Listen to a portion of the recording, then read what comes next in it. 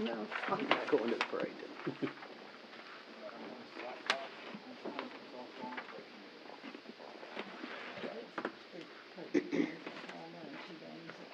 Saturday and 2 on Sunday.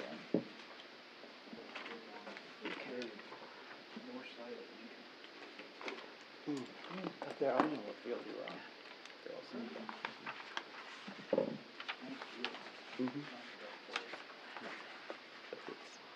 I've been to a lot of tournaments up there.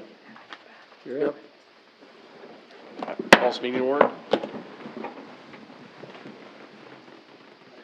Allegiance to the flag of the United States of America and to the republic for which it stands, one nation, under God, indivisible, with liberty and justice for all. Roll call. Pipia, Present. Fry, Present. Schroller, Here. Hughes, Present. Beichman, Price, Present. Behrens, Here. Crum. Here. 8-0. All right. First up, we have the approval of the minutes. Move to approve minutes of June 14th, 2021 meeting. Second. Okay. Any further discussion? All in favor, say aye. Aye. Opposed? 8-0. Next up, we have public comment. Is anybody here for public comment? Okay, business and discussion items. First up, we have Ellen Barber with the Partnership for Growth.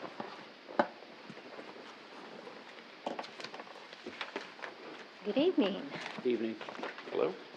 I wanted to bring to you tonight the executive summary of the existing business park.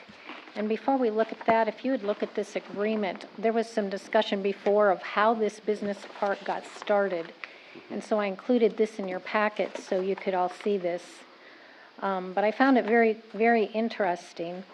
The 4 businesses that we're talking about that are now in the 17th Street Business Park, they started out with Fast Line, which later became Titan, and then Truck Repair Plus, Bioenvironmental Modifiers, and then Hoyer Concrete. So those are the 4 businesses, and they started 2003, and then the last one went in about 2011. And then 5 years later, that free land was given over to the company once they had their building built and had basically fulfilled this article here. So basically, the city of Marysville, the mayor then was Mr. Edwards, and it looks like the city clerk was Paula Holly. So Hollies have been around for a while. But they basically had them have liability insurance up to $500,000, not less than. And then they had to construct a building within 12 months. They provided underground electrical services to the property line, gas service, a 10-inch main water line, and an all-weather road, not necessarily paved. And then within a 5-year period, they transferred the property deed over to the owner, or the new owner, I should say. Meanwhile, that company paid for the incremental tax of the new building while those 5 years passed. And then after that, they took on the entire taxes for that building. So I just think this was pretty amazing how they designed something that's less than a page and a half, and to find out how it worked out. So this was done, this study was done by Marks and Nelson, and they do this for a living. And it was a study that cost about $12,000, and it was funded through, we had help through different organizations like the Helvering Trust and Guys Weber and Evergy, and then P4G put some money in as well. We also did some work on it, so it wouldn't cost $12,000, it was $10,000, since we did about $2,000 worth of the work, giving them some information that we were able to find. So just to do this quickly, if you look at your executive summary page, it'll look like this with the yellow on it across the top. And on the left side of the page, it gives just the tax impact. So you see that after the first building was built in 2000, its appraisal value was just over $100,000. And then now, you see it's increased 10 times. It's about $950,000. So that's a lot of increase over these past 20 years. And then if you look at the tax generated, altogether, all the taxes altogether is the second number, $634,000. And so that's broken down then in these 20 years we're looking at since 2001. For the school district, $187,000. For taxes to Marysville, $255,000. I'm giving the approximates here. And then taxes to the Marshall County is $185,000. So you see here that I kind of estimated, well, how much did the city probably pay for this land? And how much did they pay to put all this infrastructure in? And I would say at least $600,000. So if you just look at the taxes alone, you can see that they got that money back there in just the taxes alone. And then, of course, the appraised value is going to play into how much those taxes are. And this is just for businesses, and this is what's astounding to me, is if you look on to the next side, the existing business park economic impact. And this is what I found really fascinating, because this is not just over 20 years, this is annually. So this is what's exciting. 4 companies had about 18.5 employees. And when you take the multiplier effect, that means these jobs have an employment multiplier effect of 1.28, meaning every one job in the park supports another 0.28 jobs in the region. So then you look at the existing business park supports a total of 5.13 other jobs throughout the community, and that brings it to an estimated $1,030,000 annually in wages that they help support through these 4 businesses in this park. So when you add that all together and you say, okay, over 20 years, we're looking more at $20 million. We look in the next 30 years that park's going to be there. It continues every year to add by $1 million.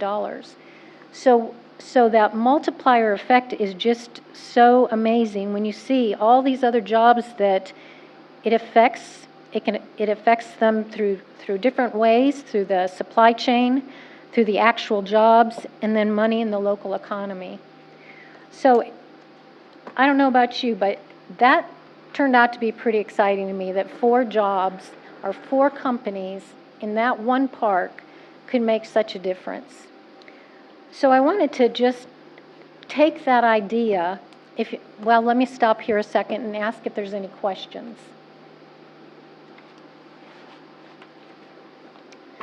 Okay, the idea was to take a look at the existing park and then apply it to what if Marysville starts a second economic development park, which is what P4G is trying to do. And right now, we have a very encouraging person that wants to, our company that wants to come in this 5-acre area that we have open. And I can say, from what I know about the company, it would match or surpass, and probably surpass, what we see on the page here. And so that to me is exciting in itself, because they probably will have a lot more employees, and they'll definitely have a building way over $1 million or more. So I just want to encourage you that economic development is worth your support, because it comes back to the community. It might take some time. The company that we're looking at bringing into the new park, it could develop much faster than some of these did over 10 years. So the faster it develops, of course, the more money it brings to the community. So if there's no questions about this, I just want to update you on the cost share program that I applied for earlier. That was not accepted at this time, and yet we have another chance to go ahead and apply again. And since I would really like to see that road be put in without taxpayer money, or what I should say, only 20% of taxpayers' money, and the 80% of it would be paid by the state, I'd like to go ahead and reapply for that. And hopefully it can lead to the Economic Development Park. I also realized that the city of Marysville is working on this demolition project downtown.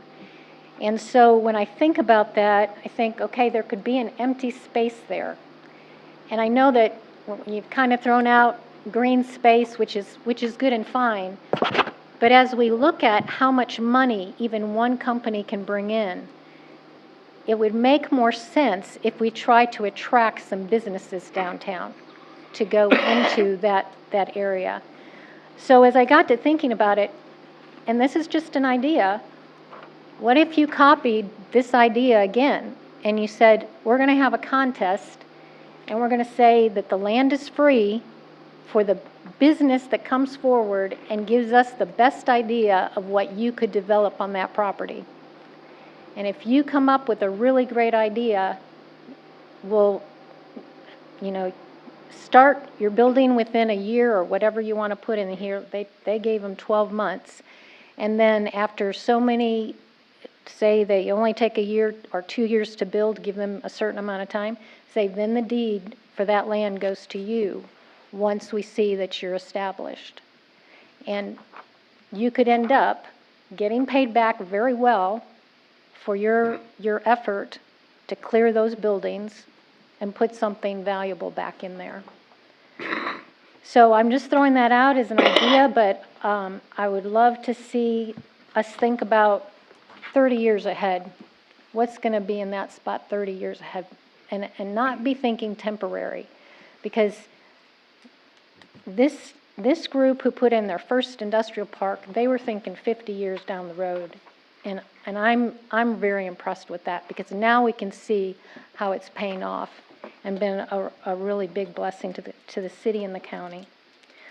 So some exciting things I think are happening downtown. I was thrilled to see Identities move over to the former grocery store. I think that is just incredible. And I know that there's a new massage business going in, and there's some good things happening downtown. And one of those other things is that since housing is opening, well, housing is very tight, but it's opening up in the second level of Marysville downtown. So if there's a way that the city council can incentivize people fixing up or developing housing on the second floor, I think it would do the same thing that this process here in this park has done. As the appraisal raised, then the tax values raised, and that's how the money came back. And so even with housing, anytime we improve housing in the city, it's still going to pay back eventually, back to the city. So if you'd like for me to come up with some ways that the city might think about incentivizing the downtown housing, just let me know. I would like to help with that if you're interested. There are programs out there that we could talk about, and I definitely am talking to people in town that would like to do it, but they're kind of waiting, hoping that something will happen to help them. Costs are high to develop it right now, and they would appreciate if there was some sort of movement from the city too. So right now, I am just basically also keeping my eye out for any grants that might help with your wireless sound system. That's kind of a tall order, because a lot of the tourism things, they want you to use a tourism as an art form and have people come in and play and not just music over the sound. So that's my challenge right now, is to find the right grant, but if I can find some things that might work, I'll certainly let you know. So any comments or questions?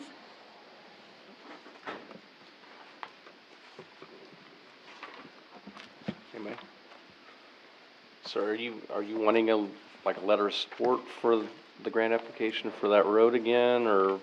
If you would like to give an updated one, that would be nice. I did not get what I would call a letter of support. I just got a letter that said that if the road was built by the county, that the city would maintain it. Maintain it. But if you would like to add some more support to that, I would certainly welcome it. Is there any interest in that?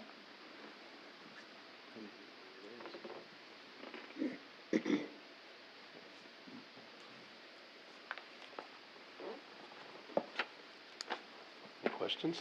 Me, No? not with what's going out there, I don't, Well, and I think it gets to jail, I mean, whether the jail does or doesn't go out there aside, I don't know why we would turn down having a road out there if that is gonna be an industrial park and have somebody else pay for it. So is, If all we have to do is maintain it, it's already annexed in the city limits anyways, how many miles? isn't it? Isn't that road to the end? They're not annexed in. Not them, but the road is in. The road is correct, in. yeah. Yes, The right of way, I guess I should say. yes. Got 50-some miles of road now in the city of Marysville we can't upkeep. I don't know. It's If just it was another- done, if it was done properly as concrete, it should have very I little understand that, maintenance but over. I know, I've seen some streets in our end of town that have been put in less I than know. 10 years ago that are falling apart, that's concrete too. Well, and where they put in properly, some of them. Like I said, until we find out the problem with Yeah. those streets, I don't,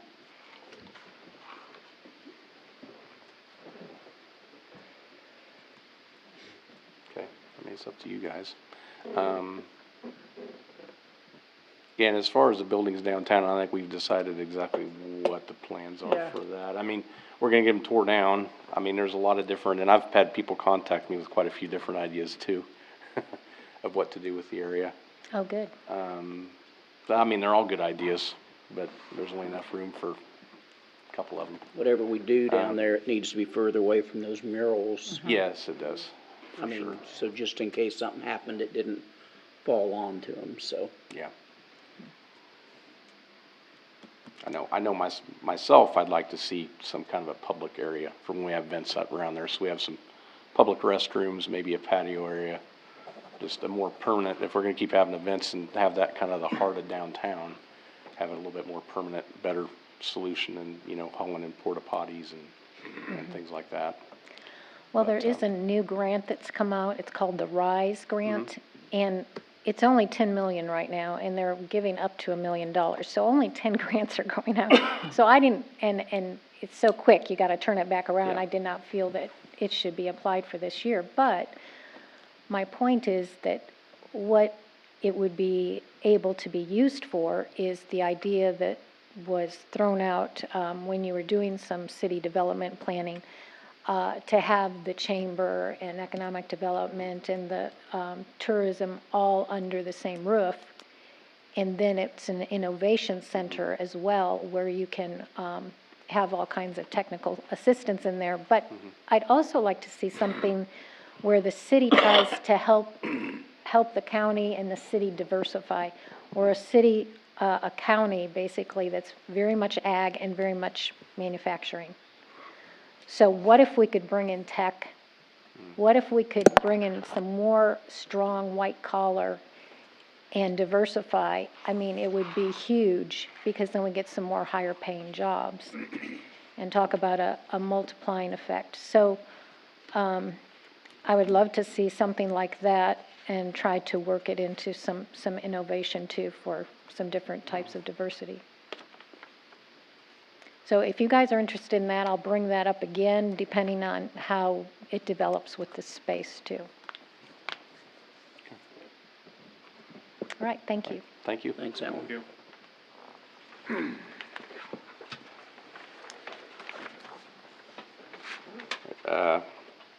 Next up, we have the intermodal container recommendation.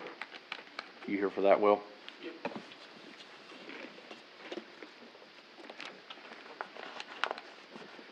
As you can see, they do not think containers should be in the city limits.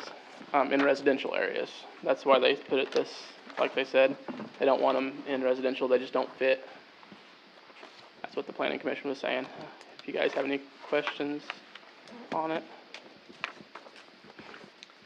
Are they talking about putting just the new ones, or the ones that are, getting rid of the ones that are already there? Actually, what they were talking about on that was, that as they, switch hands, says that property sells, that those ones need to come out just like it says in your moratorium right now, Okay. so. They're gonna allow them in the commercial areas? There was talk about in the commercial, but there's a lot of residential in like C2 that they're worried about being next to. So they're kind of more pushing for, in your rural residential and that kind of spacing, and then your industrial. But they also wanted to go ahead and, as we get out farther into like the, extraterritorial, letting them in the extraterritorial, because right now, they're not even supposed to be in extraterritorial. So what's the difference between them and a shed that I buy in a box? The looks, they don't like the looks of it, it just doesn't look like a shed. I've seen some that are painted that I didn't even notice they were there Yeah. before this, Mm-hmm. you know. Well, how are we gonna deal with this if somebody wants to build a house out of them? That's the next thing we're gonna have to talk about. Well, I mean, what if somebody wants to put a couple of them down and put a hoop roof over them to create storage for their equipment? Yeah. I mean, that's, because I know somebody that talked to me about that, and like he said, I just wanna know if I gotta paint them white, or if I gotta paint them the same color as the roof, or, Yeah. I mean, heck, he could side them and I- you wouldn't even know that they were there. Exactly. and I think that they can be here. I think there's some rules that have to be established with them. Okay. I mean, it's no different than somebody putting a shed right next to my deal and letting it go to junk. Yes. There's not a difference. Just gonna take a lot longer for the storage container to go to junk than the shed. Well, it's true. 50 Yeah, well, years. yeah. Well, but I mean, if you put a roof on it and you had a fence around it, you'd never even know that it was a storage container. And that's what some of these have talked about. Yeah. So that's just what they were saying. If you want to send it back to them, we can go through. And what they wanted to do was cut out residential though out of it, is the way they were talking. So And just as a reminder, we had two different options. One was to go through putting it in our ULDC, and the other one was just to straight out make an ordinance, and, right? Right. Just make an ordinance, putting it in our code book. That we can have them? Yeah, or however you guys want to Okay, set it yeah. up, yeah. And there were specific requirements in the ordinance that used the public safety or public welfare power, or public police powers. And so there was specific outline, how the size and location, that sort of thing. The other one is whether or not it should go through the zoning commission and the zoning board of appeals, and let them decide the rules and regulations as somebody makes a application to do so. Originally, it was thought of that the ordinance that exercised the police powers was easy to apply, and it sounds like the planning commission believes that applying the zoning ordinances or each district may be more difficult.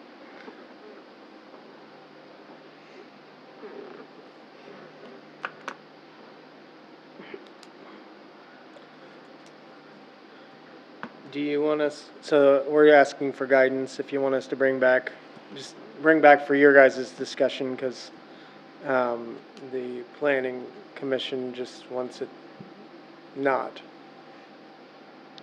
Part of their jurisdiction. right? That, What's their beef with them? they don't like the looks of them. A lot of them Other were, than the looks. they were talking how we're trying to get rid of trailer houses in town.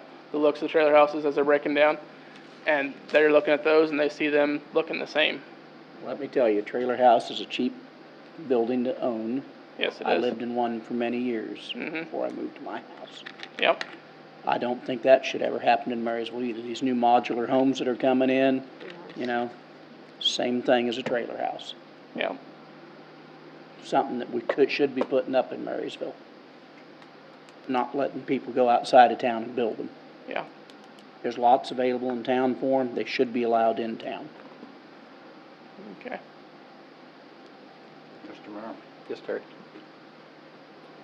because I know you have one. I've got one, so I'm trying to stay quiet. How are they taxed compared to its outside? I don't know, I mean, I don't know. Well, I think about the same as that shed on skids I've got. I mean, Probably by square. I've got a shed on, yeah, I think it just goes off square footage, but, I mean, I got a building permit the same as I did on that shed on skids, and it went off square footage. But, At first blush, it seems to be based on classification. It could be, the county appraiser makes that determination. It'd be classified as residential, it could be, or it could be classified as commercial. The residential classification is 11.5%. Commercial is 30%. And then they try to assess value, put value on it. They try to reflect market value for those type of properties. So that's how it's taxed. It's valued by the county appraiser. Well, the reason I brought that up is that I realized they showed up because they were a bargain. And when something like that's a bargain, everybody wants to jump on it. We weren't prepared for it, whether you wanted one or you didn't want one. It's one of those cases, hey, I got one, that's nice, but then all of a sudden, we got grief. But we need to do something instead of kicking this down the road forever. One way or the other, we've got to do something. Grandfather them in, raise the permit on them. I don't know, but we got to do something so the public knows what they can do and what they can't do. 'Cause it's been going on for a long time. For me, I don't see the problem if you make one to look like a wood structure. I mean, it's just, Yeah, put a roof on it. yeah, just put colored metal tape around it. I mean, but it's already got metal. I mean, we don't say, well, you can't, I don't like the look of cinder block, or I don't like the look of, shiplap siding, or I don't like, I mean, really, you're getting way down in the weeds. I mean, if it's cleaned up, it's not junky, so it's painted, and it's not on a property line, it's not causing a hazard, I can't imagine the impact on the neighbor's property values is anything but negligible. Versus a lot of the problems we already have in town, this doesn't seem like a thing. This seems like kind of a crazy thing to be focusing on to me. But there are not as many places as you think where you can put one of those, at least not the 40-footers. well, sure. I mean, by the time you hit your so Setbacks. far from the alley and so far from Yeah. your house and so far from the neighbors. Sure. I had a lot that had a very small house on it, so I had plenty of room in the backyard. But I don't know if it could have fit in maybe behind my regular house. That probably could have fit back there too. But I've got a lot and a half, but a lot of people don't have a lot and a half either.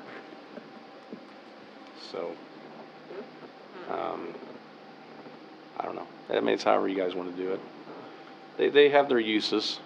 They don't make an awesome workshop. They're too narrow for that. They make good storage, is what they work good for. I think maybe we need to bring it back and rediscuss it. Okay. I'll bring the two options back, and you guys can read through them and do as you will. That would be great. Okay. It's just nice to have some feedback from the zoning commission on how they would feel about regulatory through zoning versus some type of police power ordinance. We can go back and talk about it again, have them go through the two, and they have to go with, or try to pick one? No, we're just Or going to just gonna bring it in to here? the council Okay, here. Yeah. Okay, just to the council. Yeah. All right. And that one ordinance can be fine-tuned to allow to become a residential property. I think I had it drafted the first time, you can have electricity, but you can't have water or Right. So you couldn't- water or sewer. To it, yeah. Okay. So, all right. Thanks, Will. Yep. Thanks, Will.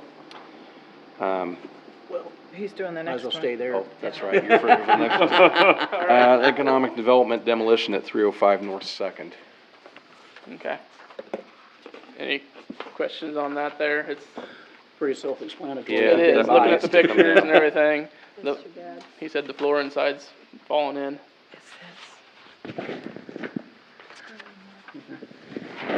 I take it the shed in the back will go to on this? No, it does not. That shed is actually in pretty good shape. There's a few things he's wanting to fix on them, there. He's got new doors ordered for it already. All right. I was hoping to clean the whole thing up I- instead of part of it. Well, if you're gonna clean it, you might as well clean it all. Yeah. Yeah. Who owns it? Phil Cohorst owns it now. He bought it.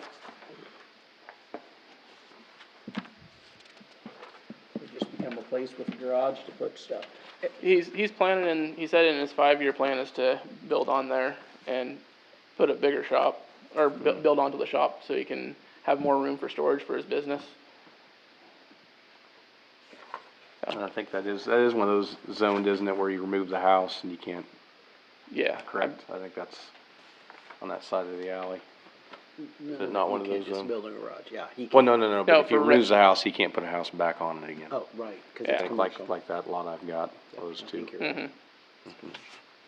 so. Okay. So where's the rest of the paperwork, like what we usually get? Like, Oh, the actual The form filled application. out? Oh, yeah, where's that form? it Yeah, we not- got the pictures. I could've swore it was all in there.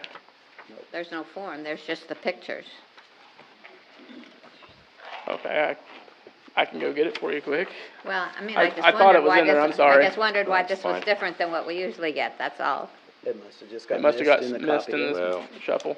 I don't think I mean, cause all you're doing is authorizing Yeah. to get signed and approved, so. Up to 2,500. 2,500. Yeah, he did fill out the application. He did. Okay. Okay. Do I have a motion? Move to allow the economic development for Phil Cohorst at 305 North Second up to $2,500. Second. All right, any further discussion? Yes, sir. Did I hear earlier in this conversation that there is no way to hook up the sewer and water there now? Did I hear you say that? No, that was on the That was on storage the containers. intermodals. Yeah, on the storage Oh, containers. okay. I thought you were talking about what we're destroying, and then we're gonna pay somebody, and then it won't be there. No. Okay, thank you. All right, any further discussion? All in favor, say aye. Aye. Opposed? Veto. Thanks, Will. Thank you. All right, next up, we have Nathaniel with BG Consultants.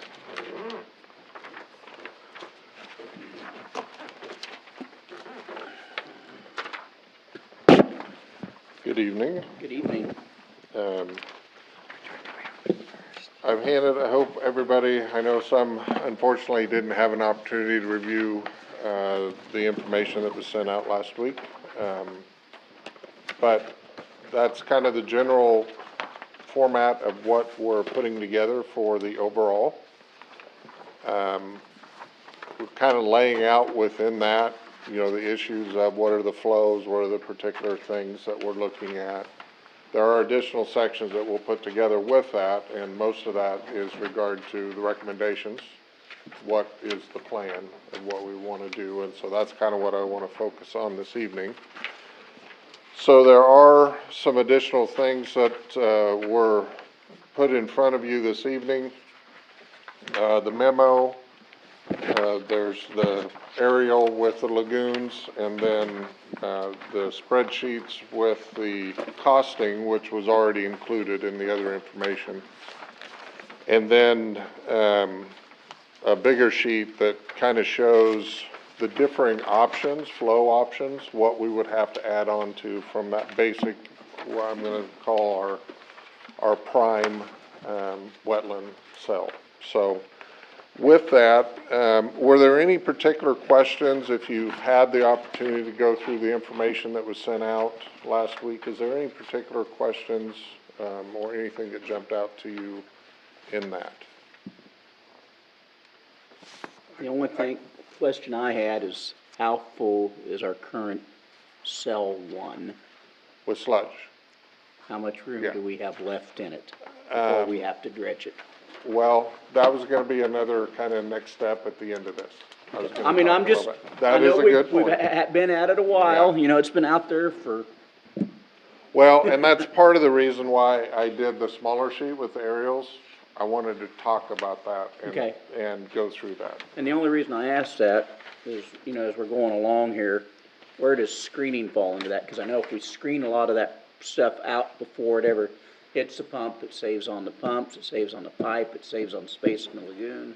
Yes, it does. Are we what better you- off to start the screening process before we go any further out there? Well, I guess we can just jump into it. I mean, these are questions I No, had it's as I a was good reading question. through everything. So if you pull this one up, this sheet with the aerial, effectively, north is to the top. Currently, the pipe comes in on the north side of cell 3, force main, goes on the east side, of cell 1. And then you can see you can see the structure. It has pipe that goes out about 300 feet due west, and that's where all the water dumps into, all the wastewater. So the force main goes into the structure. It's got 3 separate gates. One goes to cell 1. There is one that is for future to go back to the east where we're looking at a new primary cell location. And then a third actually goes down and connects down here that would split. So you could bypass cell 1 if you wanted to, okay? And that's for maintenance. The red arrows, I want you to look at that. The blue, the darker is more of just highlighting the lines themselves. The red arrows are what I would call a flow path, okay? And you can even see in this aerial, like up in the northwest corner, you can see the sludge there. And if you look at different aerials, you can see down here, you can actually see sludge along the east side, or west side, excuse me. Well, a big part of that is because when the water comes in here, it's going straight through here. It's pushing, it can push stuff through. The inorganics are kind of the starter, if you will, of sludge problems. And inorganics can be numerous things. You can use your own imagination. The definition of organics, I think we probably figure that, what we're flushing, okay? You could say it that way. But there's other things that get in there, whether it's being flushed or whether it's from storm and runoff, different things, and it gets into the pumps. But plastics, even wood, different thing gets in there. Yes, the first thing is, what does that stuff do to your pumps? But long term, that's what it starts creating for you, is a sludge problem. And the wind will just keep moving that, you know. And it catches there and it settles, and that's what's gonna be. The last stuff that you got from rural water was about almost 3 years ago. The average depth in that cell of sludge was 23 inches. Your operational depth is supposed to be 5 feet.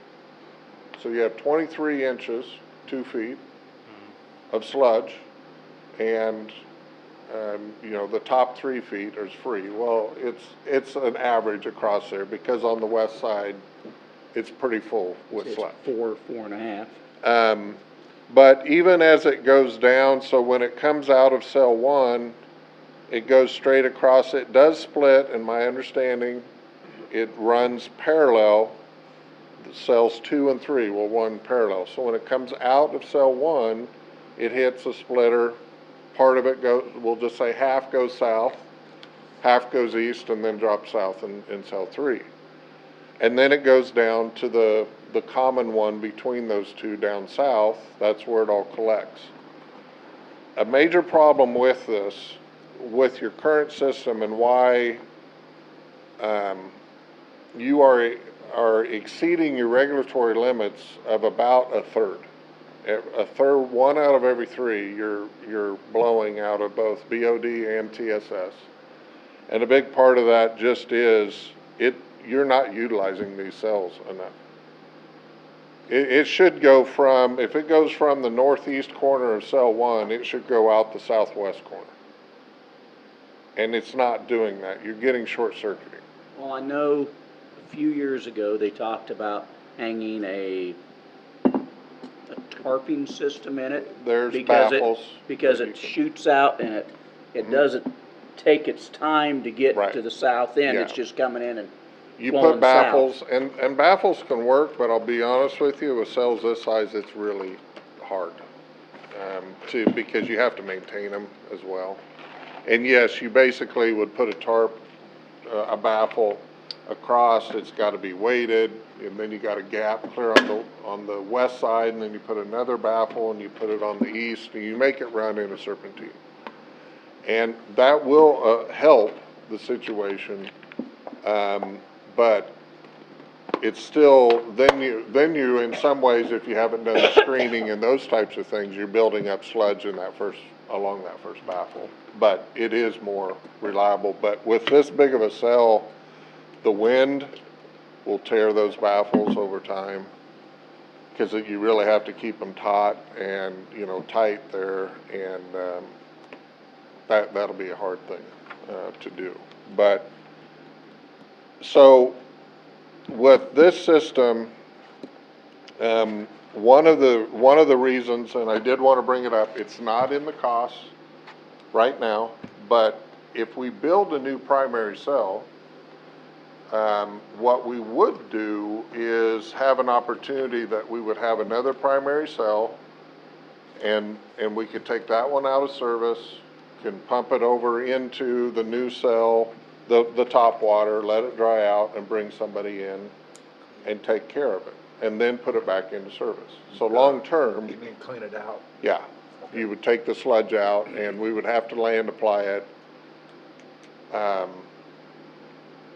And although I'm sure there's definitely inorganics in there, I mean, overall, the benefit of that would still be very good for anybody that wanted to use it, okay? I mean, it's 20-plus years of organic material with, yes, some other stuff, but it would be beneficial use for sure. But that would be one of the things in regards to, and you would start with, your new cell would be clean. Then you get your original one, number one, you'd get it clean. You should have a long time. That would, especially with the screening mechanisms taking out the organics. Now, if we don't do piping, if we're going to a non-discharge option, which really I think is what we're pointing to, we don't necessarily have to try to meet all the requirements with this lagoon. The new primary is going to definitely help with that. I wouldn't spend a whole lot of money trying to extend and do the piping the way it should have been originally, to go diagonal across. I wouldn't spend those dollars. The first is, if you do the screening, you're already helping yourself there in a large way. And the second is, when the new primary comes online, it'll shoot up into the north and then go out both ways. So you're going to relieve the taxing of trying to treat everything in that number one cell right now. Your number one cell is overloaded with BOD per KDHE regulations.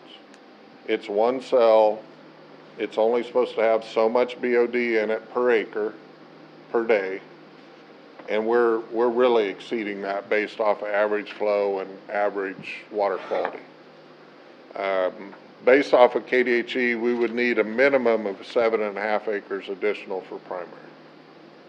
And that's just to keep your system healthy, because those primaries, it's a little different biologics in a primary than it is the other ones. And so they really have a hard job to do, and when you only have one and it can't get it done, then that's when you start getting buildup of sludge, and that's really what you've seen there. But the screening is an important part of that for the longevity, and the reduction or minimization of future maintenance for these cells will be very important with that.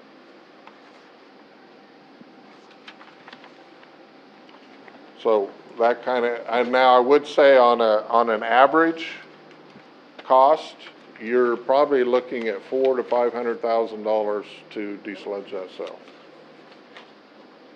And I will say it this way, we're going to have, and we'll talk about the phasing, the differing things.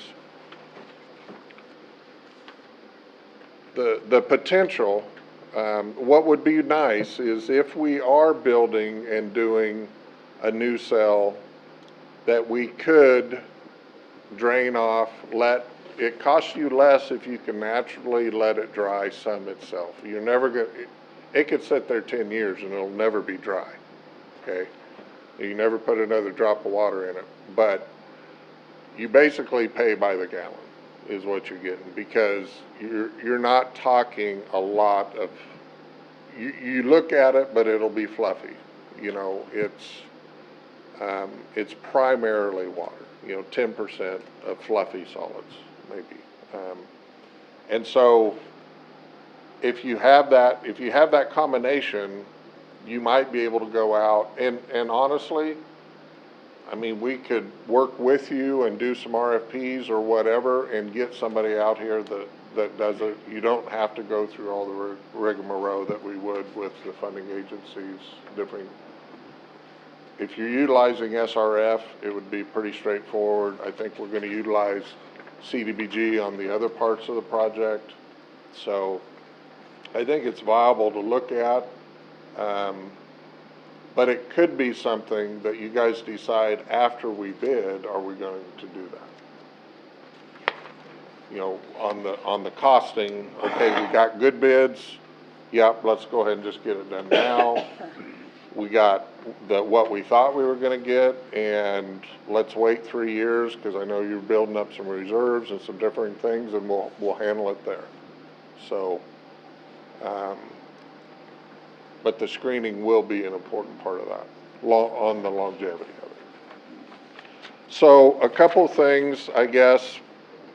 The wastewater flow, what was interesting when it got the rest of the 2020, and 2020 was not a wet year. It was below average.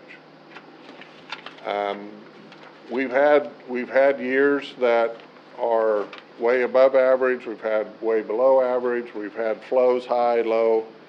When it really came down to it is, if you take from 2016 through 2020, with all those numbers, the average is right around 350,000.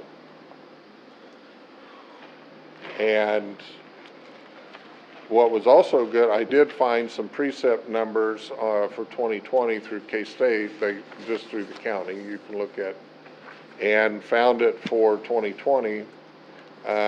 When I average that out, we're within 2 inches of average, where actually the last five years we've been 2 inches higher than the average. It's usually 32 and we're right around 34. But 2019 was 42 inches. Super wet. Yeah. So,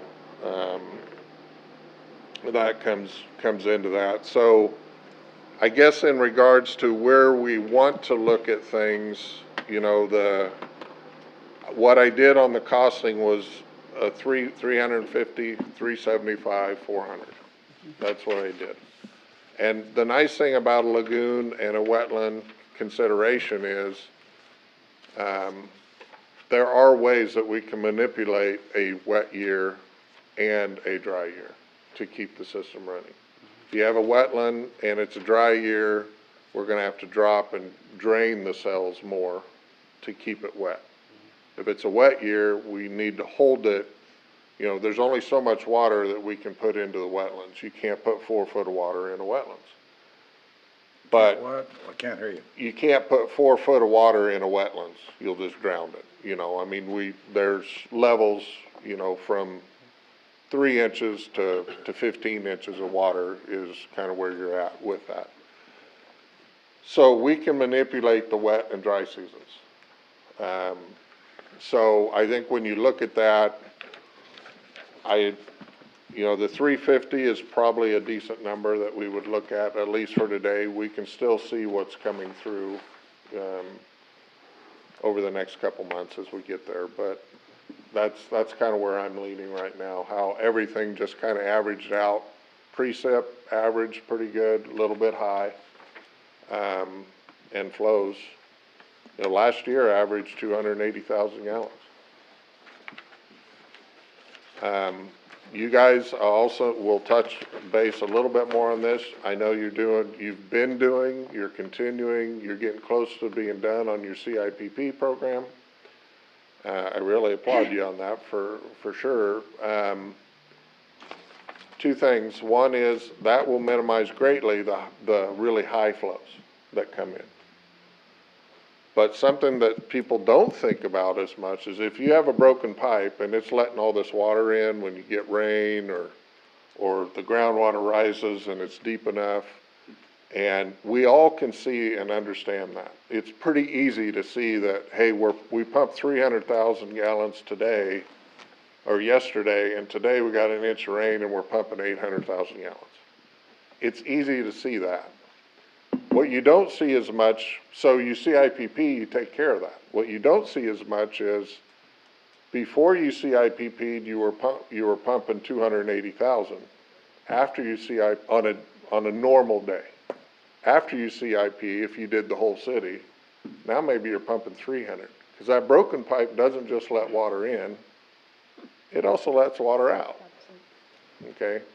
So overall, your system, and it probably equates, you drastically reduce your peaks, and you probably are raising your average just a little bit, which is okay because your ultimate plan or ultimate desire is the environmental considerations. It's much better to get it to the treatment plant and let it treat, as opposed to going somewhere that nobody else wants it there anyway. Everybody says not in my backyard. Well, that's one thing I would be adamant about. I wouldn't want that in my backyard. So, so I think what I guess right now I would recommend is the 350,000 due to those numbers. And like I said, we're going to finish up the PER to this point to get it to the kayak by Thursday, and we'll have discussions with them, and we'll come back and we'll talk some more just about those particular things or any comments that they have. So this isn't the end all be all right now, but as far as where we're at right now, that's what I'm looking at is in that consideration. Daniel, what's the current size of our lagoons that's out there? Are they 12 acre? They're almost like number one is just under 14, 2 and 3 are about 13 and a half. 13.63 acres. Which one? So, One is 13.63? Acres? yeah, at the operational depth, and this is off of your permit, 13.9 for 1, 13.6 for 2 and 3, and then just about 6 for 4. So total of 47 acres. We're gonna put in 12 acre for, In that way. give or take. Yeah. And that honestly was part of the original design 20 years ago, or they showed that that's what would be done if and when. Any reasoning for not making the same size as current number one? No, I'm not just necessarily. asking. No, I mean, you're gonna gain I another- think what I've looked at is, to be honest with you, I looked at the sizing based off of our assumptions so far with evaporation and seepage and those types of things. How can we fit that prime wetland cell? That's the best case for you guys right now. It's already dug. All we gotta clean it out, obviously, Right, but trees and stuff. then we build the berms. If we jump across that gets pretty messy. So if we wanted to and look at it, and we decide we want to go a little bit more than 350, we could go a bigger primary cell. I mean, that would help with that. That would provide some of that component. And I think honestly, I would talk about that more, maybe even in the design consideration, when we're in that of, there are restrictions how far east we can go because of the habitation, unless we get variance from those people. But theoretically, we could make a cell bigger than that if we really wanted. Well, I mean, you already, everything else is pretty much in a current line there. If you Right. just kind of squared everything up and. Right. Yes, And that would be meaning that you'd put one side, put another one here. right, right. And you could make all of this work just like it is and be able to clean this one. Yeah, I mean, that would be the consideration of right now, if you were to desludge your primary cell, what you would do is you'd pump it all the way up to the north, like it's gonna go in, but then it would travel all the way back, and then it goes into cells 2 and 3. Well, those are not your primary cells, and you're gonna treat them that way. So you don't want that to happen for too long, or you start changing the biologics of that, and there's already sludge in those too, by the way, it's just not as much. So if you go in and you have somebody come in and just take all the water out right away out of when you're desludging, it's great, it's done, you put it back, you're not harming cells 2 and 3 too much, but you're probably paying more because you're not allowing nature to help you. If we do have the other primary cell, it's gonna be brand new. It's gonna take some time anyway to get up to speed, but it's gonna be clean. It's gonna be ready to go and build itself, and it allows you then to isolate that cell completely and, like I said, pump water off. I've had city staffs go out and throw in a 4-inch pump, and they pump from one cell to the other for 2 months and get as much water off they can. Then they let it set for 2 months, and then they have the guy come in and he gets it out pretty quick. So they actually want it a little wet. They don't want it cake dry. But that would be one of the big things. But the size component right now, I think we're flexible with that. I think if we want to look at, that's our opportunity for our safety factor right now would be with that, so. So the EOPCs, kind of broken, that was in the information. I broke it down into 4 primary components. You have the primary cell, you have the wetland, then on the top right is the lift station that we would need to take it from the west side of the river over to the wetlands, and then the screen and headworks. And I kind of broke those down. The lift station, the screen, well, and in this case, the primary cell, those costs are all the same on every one of these 3.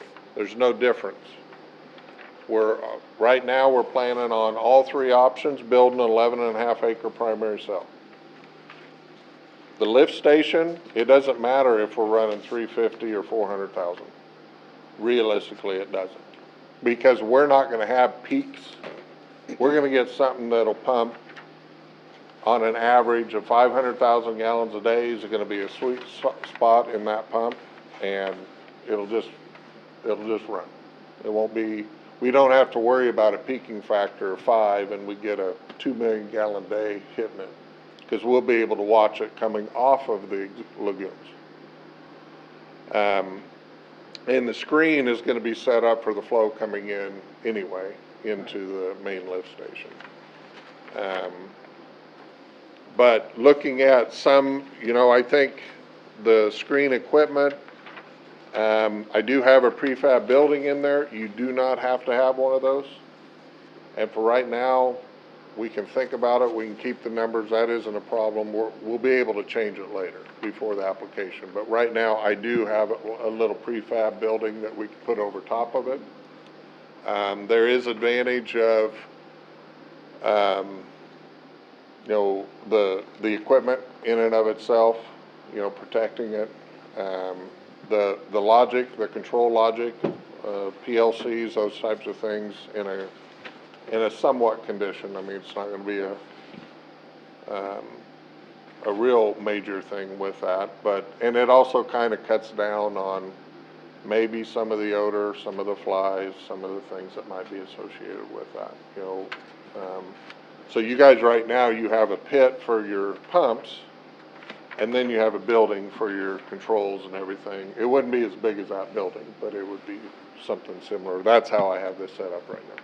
But we can definitely get into specifics on that. So that's kind of that. In the bottom left is the wetland. The first sheet is the 350,000 gallon per day average flow. And that total, with all those components, you know, pushing a little over $3.7 million. And that includes everything, all the soft costs, the grant components, everything with that. Yes, sir. I see these figures.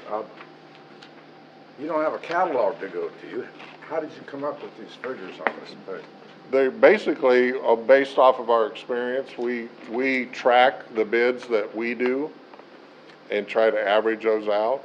And then on certain things, we'll have to go and see what we can find out. KDOT keeps a catalog of their bids, and so it's basically built off of that. And I guess this would be a good time to mention, these costs right now are based off of those averages. We're kind of in a screwy deal right now with costs. Yes, we are. So I don't know how to factor that in. I'll just be very honest with you, because we have some people say I can't get, pipe is 5 times as more expensive, and I talked to somebody else and he goes, no, I got it for 50% more than I usually do. You know, it's, I don't think we can play the game. These are based off of realistic averages over the last several years. There is no room here for, let's just say, we do this, but say some of these things didn't cost what it should have been. This is going to be something we're going to sign a contract to pay no matter what, right? No, sir. To talk about the process, where we're at right now, this is a projection. This is going to be submitted to sit down with the funding agencies. They'll review the PER and they'll have questions or they'll provide comment. They'll say, yeah, CDBG will say you're eligible. You can apply to us for $600,000. SRF will say, well, you're on the intended use plan. You can apply to us. Rural development will be there. They'll say the same thing. We'll put the package together, the final. We'll submit it September 24th, right? By then to CDBG for the application. That will be reviewed, processed, and we'll come back and say yay or nay. You'll contract in March with them, and then that's when your funding can be available with CDBG, which is for $600,000. What number did you put in on SRF? We use 4 million just to, just a placeholder. So SRF, we have a placeholder right now. We're on their list with $4 million of funding. And they're going to say, yep, you can have all 4 million. Even if you sign the agreement for $4 million for SRF, okay, this is how SRF works. You're familiar with a construction loan, you're building a new house. You have a line of credit of $4 million. There is I think it's a 0.25% fee that you pay right off the front for that, but we'll come back to that. Once you start drawing and you draw $10,000, you'll start paying interest on that $10,000, not on the almost 4 million that's still there. If at the end you don't want to borrow that much money because maybe you're going to utilize your own funds or what have you, you only pay interest, and at the end you'll only pay the interest and ultimately what you end up borrowing. Even if you're allocated for 4 million, it's not like a bond. A bond, if you have a $4 million bond, you bond it. You get 4 million, it's in the bank, it's ready to go, but you're paying interest on it. this SRF is like a construction loan. So you only pay for what you've pulled. And at the end, if you need more, you can get an amendment to get more. And if you end up not needing that much, you just don't borrow it. Now, in regards to what happens if things cost more, right now, the numbers that I have in there, I do have contingencies in there. You do have what? I couldn't hear you. Contingencies. You've built in a. There are, percent. yes, there are contingencies built into that. Is that That's what that something, 30% is? that's design, construction, observation, contingencies, yes, everything in that. Okay. And there'll be, you know, some attorney fees, there'll be, publication fees. Those are the soft costs of what we call in there. But right now, I've got almost 15% contingency on this. And I do have to, actually, I have to pull contingencies out. For the CDBG, they don't allow contingencies. But I put the money back through everything. I mean, we'll be more refined, so, that's how we do it at that time, so. I take it mobilization is supposed to be included on the first one. Do what? Mobilization, because I see it on pages 2 and 3, but I don't see it on page 1.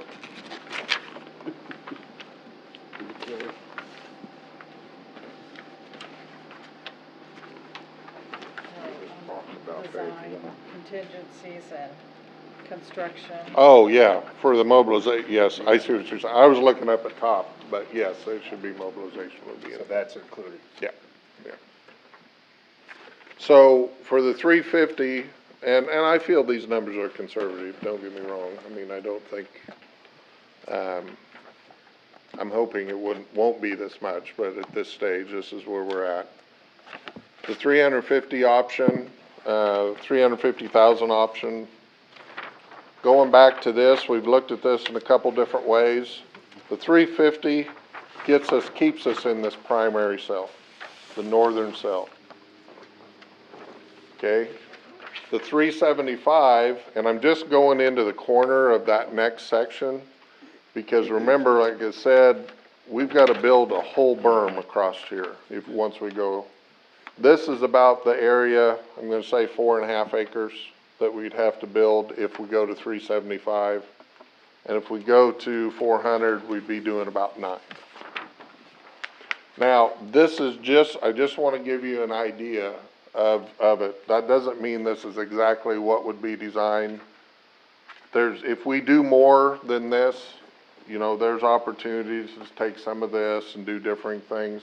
But the one thing we can't do a whole bunch of, the berm goes along the railroad, and we cannot excavate too much around there. We could come in and clean this out because it's already been excavated, but we couldn't start digging this way to make that cell bigger. Now, these wetlands, are they gonna be, I guess, current, I'm gonna call it a wetland down there now? You know, they went Yeah. in, they dug the borrow pits and everything, there was They no, just left there it, was no trees, there was no nothing. Yeah. You know, the grass has come in, trees have come in.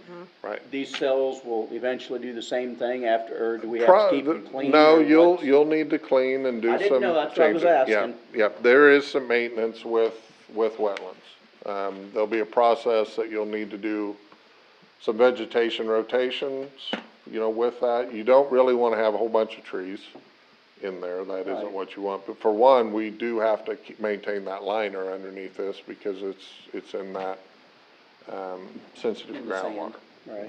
So, yeah, trees, not really what we want. I didn't know, like I said, But- the current wetlands, you know, Yeah. they just, when Yeah. it's done, we've just let And everything. that's nature. Yeah, And, nature you know, took it over but these again. will be constructed wetlands and, so there'll be some thought, but there will be maintenance on that. Okay. So that's one of my thoughts, or going back to the initial discussion of the primary cell and the size of.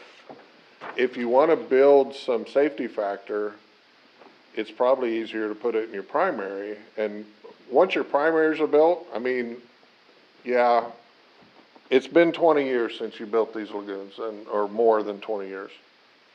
And I realize that cell 1 is a problem. with the sludge. We're gonna spend $500,000 maybe to desludge it. It should have lasted you longer. I'll just say it that way. In your new primary that we'll make sure that it travels those paths, and there's differing things. So you're pushing that maintenance way down the road in comparison to a wetland doing every 2 years. Is there anything we can do with the current cell one to change the flow of the sludge or the outflow coming into it now? Or inflow into it now? It's, the two major factors are inorganics, which we're gonna help with the screening. Right. That is a big factor. The second is the organic load that hits that cell. So by going to 2 cells, it'll. We're cut it in gonna half. make that, especially if we get it cleaned, or even if it goes, you know, a few years, you get it back to clean after a certain amount of time, those 2 cells are gonna operate in parallel, and you've reduced by half the amount that has to treat. It just makes that so much healthier of a cell. And that will also be a big consideration of why sludge won't build up as fast. Because the system will be able to assimilate it. It's there to eat it, that's basically what they do. The sludge, if in a properly operating lagoon cell, the sludge is really made up of dead bacteria. It eats, it has its life cycle, it dies, it drops to the bottom. The problem that you have is you not only have the dead bacteria, it's carrying organics with it, and when organics go down, it changes into an anaerobic condition, and that then builds faster. So the primary is gonna be, the other primary will really help that as well. So, yeah, like I said, this is more of a visual, just so you can see kind of the size comparison, with that.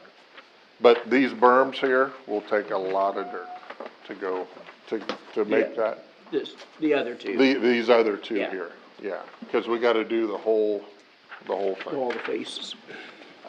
So if you go to, the 400,000, that's pushing us almost to 4.5 million.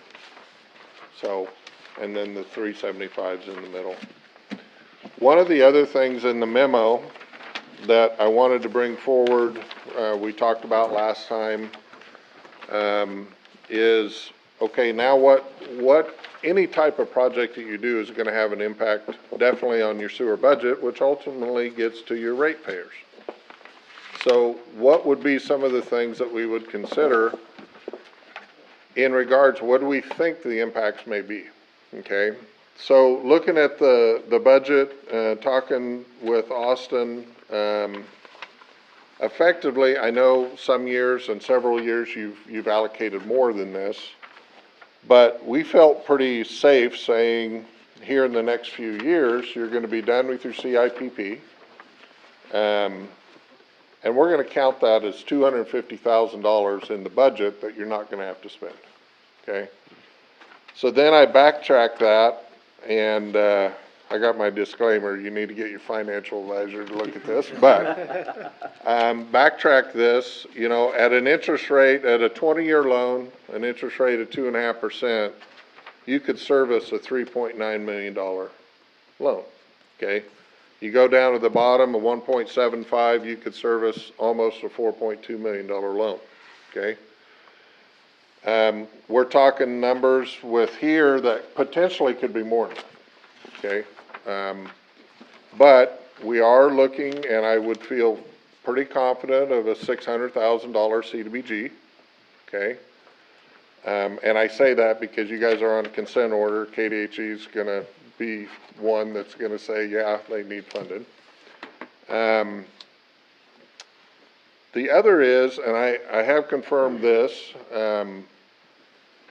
if you go through SRF, you have an eligibility for principal forgiveness of up to $1 million. The actual formula is 30% of whatever you borrow, okay? So if you borrowed $4 million, you know, with the highest component, you would get $1 million of that back effectively. And the way that is, that's not a grant. It is, but it isn't. You borrow $4 million, you go through the whole process, you start payments at $4 million, and that first one, it's like you go from $4 million to $3 million. That's how they do it, and I don't, just the way they have to do their funds. But that is there, this type of a project meets their requirements for that. So, you know, I think it would be, you know, if you look at these, I think it would be safe to say you guys could rely upon, you know, maybe $750,000 of principal forgiveness, probably on the low end. So, that's good news. But if we take that 250,000 from the CIPP and put it towards the principal and interest, we're not changing your budget. I guess that's where I'm getting to. I also know you have some debt falling off in 25. That's 47,000 a year, something like that. Those are all things that you can look at, that your timing, where you are in your system right now, I think it pretty much is setting yourself up pretty well with SRF. The one other thing with SRF is if you say, hey, in 23, we need to start paying back, let's just say, our first payment, but we still have the CIPP, what are we going to do? We can work with SRF on amortization schedules that you can pay lower the first. I've had cities that have done like the first 8 years at a lowered, and they can even tier them longer than that. Obviously, you pay more at the end for those other, but if it can fit into your budget pretty easy, they will work with us in that sense. So if you can only pay 150 instead of 250, just in this example, probably get that set up in that amortization schedule. So, and like I said, the primary cell won't really, it's not going to add any real O&M to the system. The screening will, and the lift station will. There'll be some components of that. But that should fit well within that 47,000. There shouldn't be any problems with that. And then the last thing I wanted to talk about was the project phasing. Because the CDBG's requirement of the $3 million, we really need to look at how we would set these up. Gave a little blurb with that, but it makes a whole lot of sense for a couple reasons to have the primary lagoon and the wetland be one project, similar contractor. Same for most of it, actually. Then have the screening and the pump would be phase B, phase 2, whatever you wanted to call it. But they would be done concurrently. I mean, it's not necessarily something of, we wouldn't want to build the wetlands, for instance, and then wait a year to get the rest of the stuff online. We would need to want to get water to it at that point. The other thing is because of where we're at, I mentioned earlier with, I guess, the world as it is right now, projects that have pumps, screens, stuff like that, we're seeing bad delays with a lot of those. You're seeing what? Delays in getting the material. My dad told me a story. He went down to go trade in his zero-turn, has one of the older zero-turn John Deeres, wanted to get a new one. Guy said, well, you got maybe 1 week. And he said, if you don't get one of my last 2 here, said you won't see one till probably late next year. I'm seeing that on pumps, stuff that's been in the queue for months. Steel, everything's delayed. And the one thing of what, the reason why I'm bringing that is there's a very strict schedule with CDBG. And we don't want those inherent delays pushing us out. I mean, Amber doesn't want that, nobody wants it. We would rather have something, although it's a bigger project, more costly project for the Phase A, the earthwork sections, if you will, the lagoon and the wetland. It's pretty straightforward.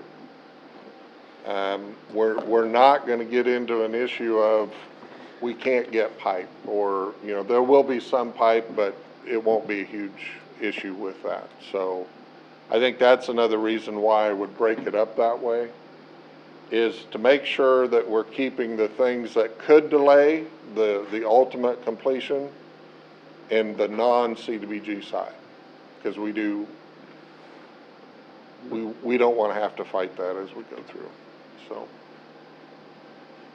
So the last thing is, I mean, we'll come back to questions or what have you, but if we're good with these considerations at this point, we'll finish up the PER. I'll need to send Austin a kayak application that we'll fill out, and that will be submitted along with PERs to the kayak, and hopefully it's the second and fourth Tuesdays, right, Amber?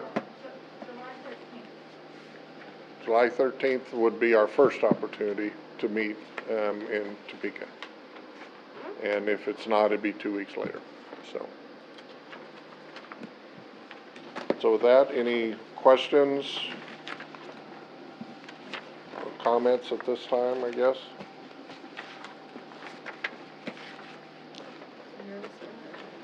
It's not quite as interesting of a novel as 30 Yards to the Outhouse by Willie Mackin. Yeah. Well, you had to be a fast runner too then, didn't you? Yes.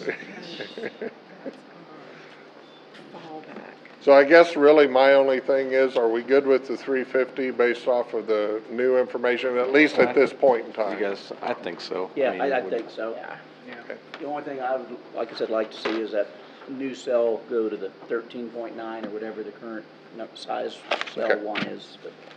Well, It just like I gives us a little said, more fallback. yeah, where we're here on- now, I think that's, I mean, the we ground's there, if we can do it. figure that out yeah. at before we do the final one, for sure, so. All right. Okay, that consensus, all right? All right, thank you. Thank Thank you. you. Appreciate it.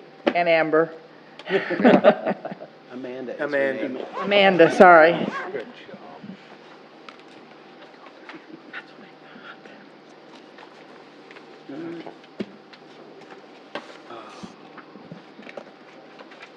She's not actually here for him. No, she just wanted to be here to look.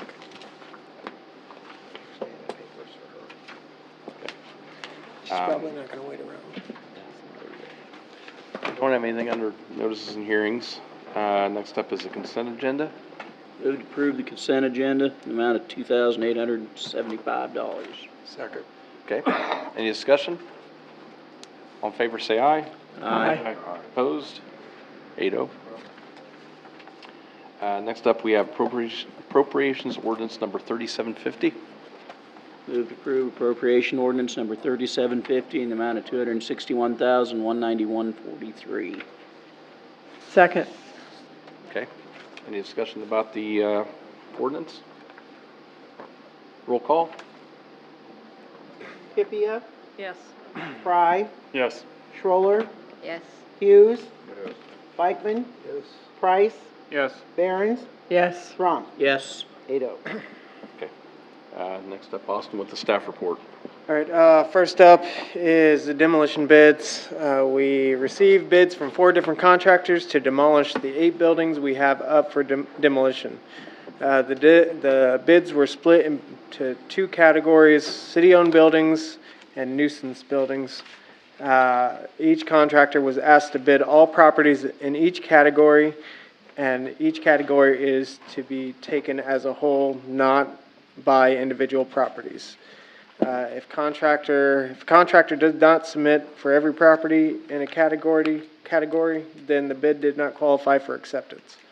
Acceptance of a bid is to be based on the total of each category and not the individual property. Inline Construction is the low bidder for the city-owned building, and Cruzy Dozer Service is the low bidder for the nuisance buildings. And I broke it down into two tables. As you can see, the total for inline construction for the 612 to 618 Broadway, 307 Broadway, and 101 South 4th Street is $74,500. And then the nuisance buildings demolition, Cruzy Dozer, the total with 205 North 10th and 1205 Carolina was $38,000. Each of these contractors did get a chance to examine the properties. Will did go, and whenever able to enter the property, they were allowed to enter the properties and see what was going on the inside. One of the properties was chock full of stuff, so they could only peek inside, but they got the idea. So that's where they're at with this. The reason why you should be only accepting the bid as a total is because they bid it as if they were doing all at once. So their costs came down comparatively. We're assuming that because they got all the properties. And that's how we set it up. For some reason, I was thinking that we were gonna bid the 205 North 10th and the 1205 Carolina separately. I don't know why. I don't know why I'm thinking that. I think it was just, we wanted an option, I think, in case we didn't do the one on 10th, that we could just do the other one, I thought. Right. But we discussed a lot of different ways, so I could be wrong, but. And this is the way I understood it, and if this is not right, then, I mean, we could discuss, I mean, he got the low bid on both of them. See if he wants to, if you want to do one and not the other, we can talk. That's definitely an option to discuss that. I know on the commercial ones, we were wanting all of them bundled together, because we thought we'd get the best price. We can definitely discuss that, especially since he was the low bid on both of them. It would make sense to talk with him about that.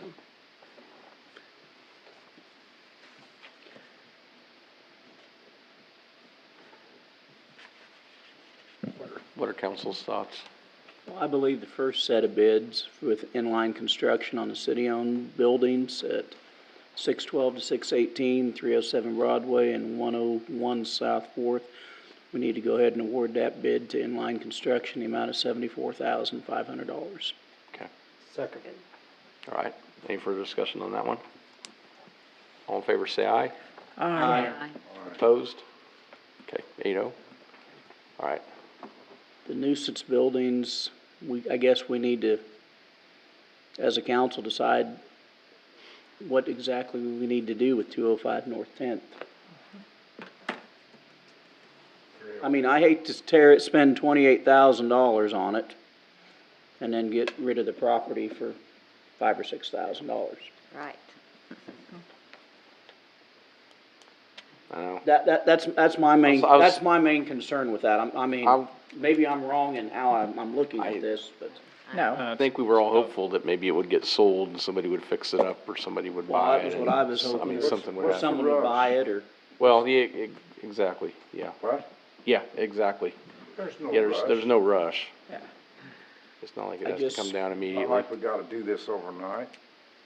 I don't know what to think about that property. I don't know if, I know the bank has got some of that property there. I don't know if they're interested in that. I mean, I hate to tear it down and turn around and sell it to the bank unless we're recouping full price on it. Well, we couldn't even sell, because once we get sell it. done, we don't even own it. We couldn't even sell it. Yeah. It'd be, So we'd just be tearing it down, it'd still be her property. yeah, 'Cause- the county could sell it. Carolina. So, So basically, the process is, with these nuisance buildings, is if you decide, because we have the full option to take it down. right, If we take it down, we charge those costs to the taxes and then to them. to them. Put that, if they don't pay it outright, they always have that option. Right. If they don't pay it outright, it gets put on the tax rolls, and then, they either pay their taxes or it goes on the tax sale. And then someone may buy it for $2,000 and we're out. Well, I mean, if Yes. you want control of the property, you can bid we were talking a little bit, this was the specials. You can say you're gonna bid the specials, and on that, we'd have, what, 17,000 probably wrapped up in that thing, with what we already have for specials on that property. You're talking about 1205 Carolina. Yeah, On because that we one. don't, yeah, On we that don't one, have any on the other. And the other one, you'd have, We have yeah, nothing, you'd right. have the 28,000. Yeah, Yes, yep, that's how it would look. yeah, so you would have to buy it and then you'd own it. Yeah. And then you'd have to find somebody So, yeah, to buy you'd it have to from bid you. the specials, which my understanding is basically we'd end up having to pay, since 28,000 would be ours, and there's like, what, around 10,000, I can't remember what the back delinquent taxes. taxes. Oh, I bet. We'd have to pay that, And probably. then depending on what it's owed to the bank, more than likely if the bank is owed a lot of money, they'll just come in and bid that amount and take it. That could be too. And then we'd lose out on the 28,000 if they do that. Yes. Yes. We do on that too, okay. We only get money when they do a special sale if it brings more than what the taxes are on it. Okay. I mean, so say we know it needs to be 38,000 to be the taxes and the demo. If it brings 20,000, they'll get the taxes and we'll get 10 towards the demo. Okay. But that, whoever gets it then gets the property and we lose $18,000. Well, what if the bank has money owed to it? They do. Then they come in and bid, say they have $50,000 against it, and then we have 28, 38. The lien doesn't go against the specials, does it? I don't think, Okay, that's what The I'm lien holder wondering. would bid on it, and if they bid 50, they won the property, and 50 goes to the county coffers, and they would allocate it. Right, but it doesn't, their lien wouldn't affect. Us what's getting bid the at the money. sale. my guess would they'd still have to go over, if the bank wanted to get the money back, they'd have to go after the person that Yes. had the loan. The sheriff's sale would Probably. extinguish the mortgage lien, Okay, because they're foreclosed on, everybody's foreclosed on, if that's what you're asking. yeah, that's what I'm asking, okay. That makes more sense. What do we currently have So- in, I guess, taxes and cleanup and everything else against the property at 1205 Carolina? That's, I was thinking we had like 6 I wrapped bet up in we the have- cities. I'd have to thing. look exactly, I can't quote it, but I would guess. It's I'm very wanting to good say at there was, that. I'm wanting to say there was around 10 altogether, and I can't, it's been a while back we looked at that. But there's And I don't a know few how years much of back taxes, and the county's not gonna wanna sheriff's sale it in the state it's in. Because the problem is, and I didn't think of it this way, but if the county, say county decided they wanted to do a sheriff's sale and then there's nobody bid on it, they'd be stuck with it. Yeah, the Then they'd county be owns paying it. it, clean it up, and they don't wanna have to do that either, any more than we do. There is an AG opinion on that, the Clay County attorney asked for it. Yes. And the Attorney General doesn't think so. Oh, really? Well, So what was, that's what we were. I'm not waiting for the What's legal that, Tom? battle I to couldn't play tell. I out. was sitting right beside you. There's an AG opinion on that issue, and the Attorney General's opinion, if I recall right, would say that the county may have been the only one at show up for the auction, but it doesn't mean they have to clean it up. They're like a equitable owner at best, not a legal owner. They would have no obligation to clean up the property. So if it doesn't sell, it just stays in the state it was before? Yeah. I mean, nothing changes? Okay. But we don't want to leave Oh. it that way because the neighborhood's already, in both places, already upset with No, the condition realistically, we've gotta of clean both it up. places. Then you work a deal with the county and see if they'll sell it to you. they would, to get their tax? They probably would. I mean, I don't know, I would suspect that if we went to the county and said, hey, we're gonna bid on it, and they know there's gonna be a buyer, they would be more apt to go ahead and sheriff's sale it, I would guess. At least then, because no matter what, we're gonna lose money on it, but at least then we'd have control of the property when we were done. Because I do worry about clearing it off, and then if somebody else still owns a property, it just becomes another junkyard again without a house on it, and fills back up. So you're talking about both properties or just? the Well, right now, I'm just gonna talk about 1205. 1205.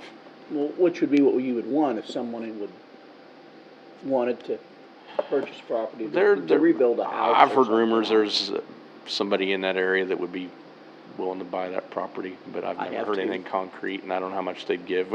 I'd figure we'd probably lose money on it either way, but it would be cleaned up, and those neighbors in that area would like to see something done with it for sure.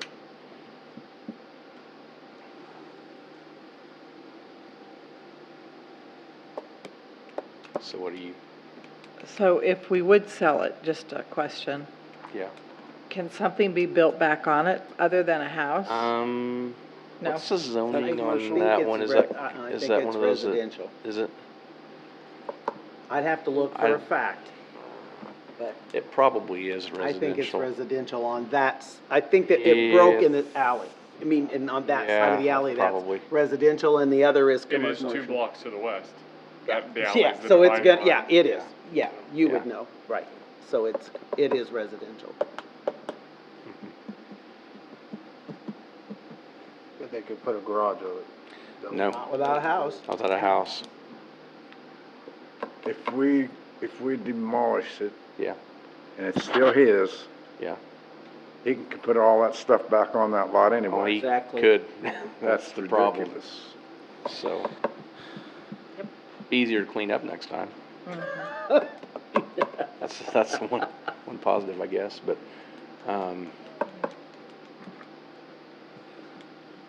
yeah, so I guess those are our options. I mean, I guess we could, if council wanted to, I guess we could go approach the county and see if they were, We could what? we could approach the county and see if they'd be willing to put it on a sheriff's auction before we demolished it, so that we could get it, tear it down, and then figure out a way to sell the property or whatever. Have you looked at the back taxes, John? It was I my thought understanding. I thought 3 years. Yeah. And it was a it few was my years. understanding he was gonna pay some of it. Austin is looking at it. 1, 2, 3, 4, 5. 5 years back, he's delinquent, 2019 to 2015, and it looks like $7,000 to $8,000 is owed to special assessments. Okay. Yeah, it's- I just More knew than I that remember. his brothers told me they sent him in to pay some off this year, just when they were helping him clean up, Right. and I didn't know, What's the If- total? if he had. What's the total with the specials and everything? Oh, it doesn't add it up like Oh. that. Well, that's not very nice. It's not very convenient. So he hasn't paid anything? Did he pay anything in this year? Well, it doesn't have it marked as delinquent as of yet, so it's still time, I mean, there's Oh. still time. so he paid 2020 or no? No, well, it's the last year, it says 2020, because we're in We're arrears. Yeah, 2020. And it has it has nothing, it just says, oh, amount paid $0. So, Yeah, but yeah. it's not delinquent yet Yeah. on Right. on 2020. See, But delinquent every. See, and I don't know either, like, if you owe 5 years of back taxes and then you've got some specials in there and the specials are like 3 years old, can you just pay the back year's taxes and There skip is the something about being specials? I don't able, know how yeah, they that, do pay around in Okay. circles, sometimes pay the current, not the old. We've had that happen. yeah. I don't know where that puts it, that you might If a know, proceeding starts, they're stuck, they gotta pay it all. if a proceeding really? starts. Laws changed, I think, a couple years ago. Oh, that's probably. You can't go on They did, yeah. a deferred payment plan. If you get caught, you have to pay it all. Okay. Well, how's council want to proceed? Can we table these two and find out some stuff from the Table any of county? them? Like I said, yeah. Bring 'em we back could talk to next. the county and see, I don't know if, Austin, if you'd want Austin, talk to the county, or me and Austin, Austin and I. Yeah, Jason, Yeah, or talk to Jason. Yeah. I just hate to spend taxpayers' dollars on something that we're not gonna Yeah. Right. own.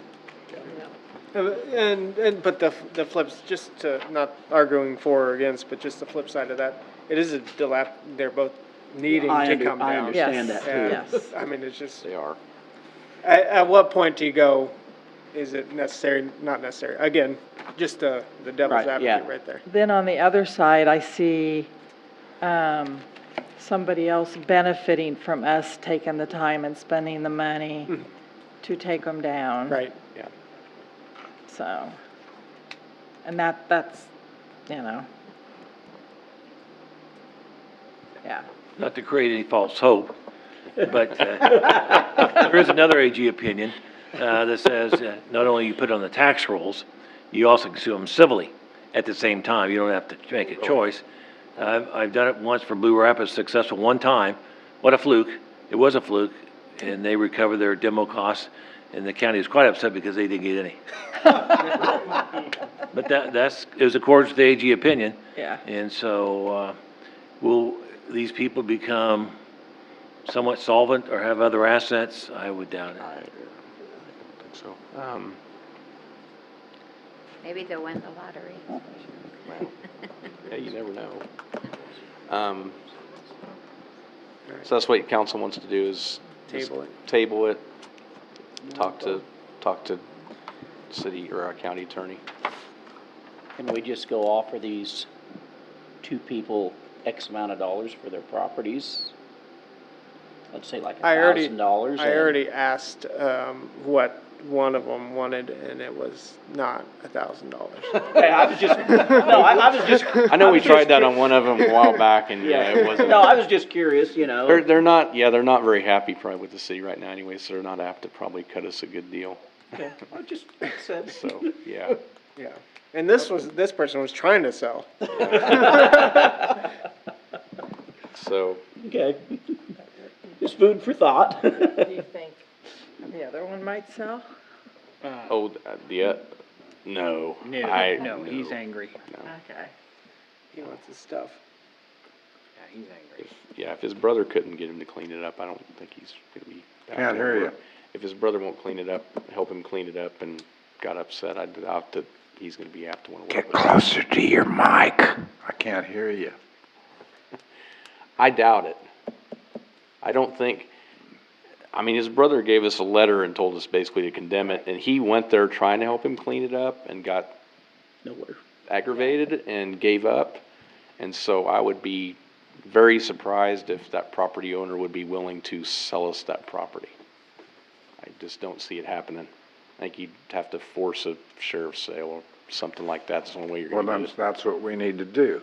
Have a sheriff's, And talk that's to why the if county. we talk to the county and we'll figure out what options are available and go from there. Yeah, we don't wanna clean up the garden so he could just weed it up again. No, not really. You already have. Yeah. Twice. a couple of times. Twice. Yes. Okay. All right, we'll talk to the county on that. All right, the next thing on my list, it's a job description for a police service aide.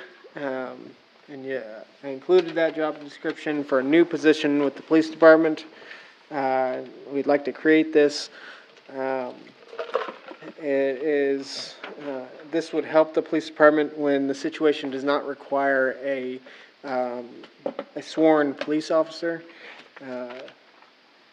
One of the situations that was a selling point was that if we ever have to take somebody to the hospital that's in our custody, which happens all the time, we have to have somebody sitting at the hospital until the doctor or whoever releases them. All we have are officers right now. We could potentially create this position and have somebody on call to go, okay, we need you to sit at the hospital now. And it's just a part-time, non-sworn, As needed position. as-needed position that is not paid as much as a full-time officer. And we can put that full-time officer back on the streets doing what they're supposed to be doing versus being a glorified babysitter at a hospital. That's just one instance. There's other transportation, getting people from place to place. I think transporting minors to a special facility, stuff like that. Things that don't need somebody with arresting power. So this would just create the job description. There is somebody interested already, if you guys agree to it, but yeah, this would just create this position. So, How did this mindset come up? Was this something that was brought to you from our police officers? The police department, I think going through CALIA, regulations and stuff like, kind of spurred this idea. Okay. Because we cut back on our reserve officers, because they, according to the CALIA program, they have to be, licensed, or sworn in as full-time, have as much training as a full-time officer to be our, reserve officer. So we cut some of those. And so this came up as an idea out of that. I think it was possibly one of the CALIA regulations that go, you can do this sort of thing, or this is an option. So, I mean, it just kind of popped out of there. Okay, 2 questions. Since they're part-time, would they be eligible for any benefits? It'd just be, same thing as a part-time, I believe. How do we treat Reserve on-call? officers did not get any benefits, Right. and they were not on capers. A true part-time employee could if they worked enough hours. If they worked enough hours. But we always kept them away from that, so we didn't run into trying to figure it out or not. So if I think you'd want to build that into the job description, that this is part-time, no benefit. Right. So, yeah, And you'll need to say that. it would just be a part-time, like, they're just gonna get called and go hospital. On-call, no benefit. Or, can you drive this person? And secondly, this would be for, city, okay. So would there ever be an instance where it would be a sheriff's prisoner that came and our police officer would be sitting with them? Oh, no. Well, I mean, I'm not gonna say 100% no. If we were involved in the case, there's a possibility, but typically, the county handles their. Okay. And we try to keep that jurisdiction a little bit like that. Okay. So the idea would be just, if we apprehended, if we if we had somebody in our custody. Or the custody, or what is The our? city is City. our city. You are a part of the city council, and so responsible for, yes, the city's our. But that's why we have a police department to take care of that. Yes. So this is an end around to have a mall cop to help the police department out. Is that it? I wouldn't classify it as a No. mall cop. I would just Need say a CDL to drive? How's he gonna transport prisoners? they don't need a CDL to drive a vehicle. Or it's If just they're an not part of the SUV. police department? It's an SUV. Yeah, Yeah. you don't need Not a- CDL. It's not a bus. Yeah. Yeah. It would just be, the vehicles that we have on hand for the police department. Be a security officer, basically. Yes. Yeah. So my question is, we're gonna have, unless you found somebody who has all these previous qualifications, right?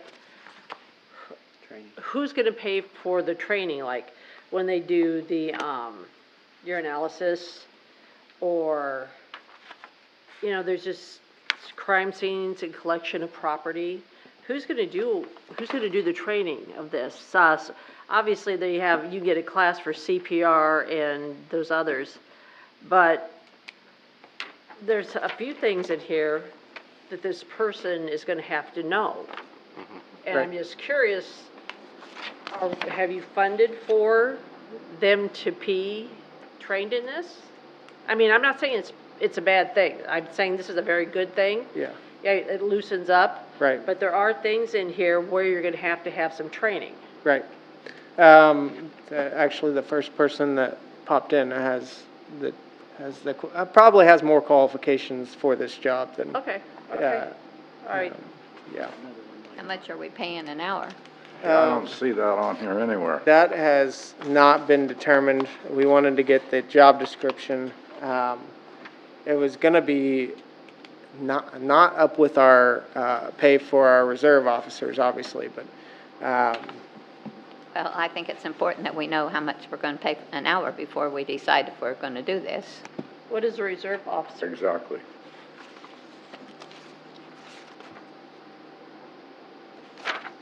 I'd have to pull the, I know, but we'd have to pull the, pay rate, the pay scale. Right. They'd have to stay under 1,000 hours so we don't get into the capers thing.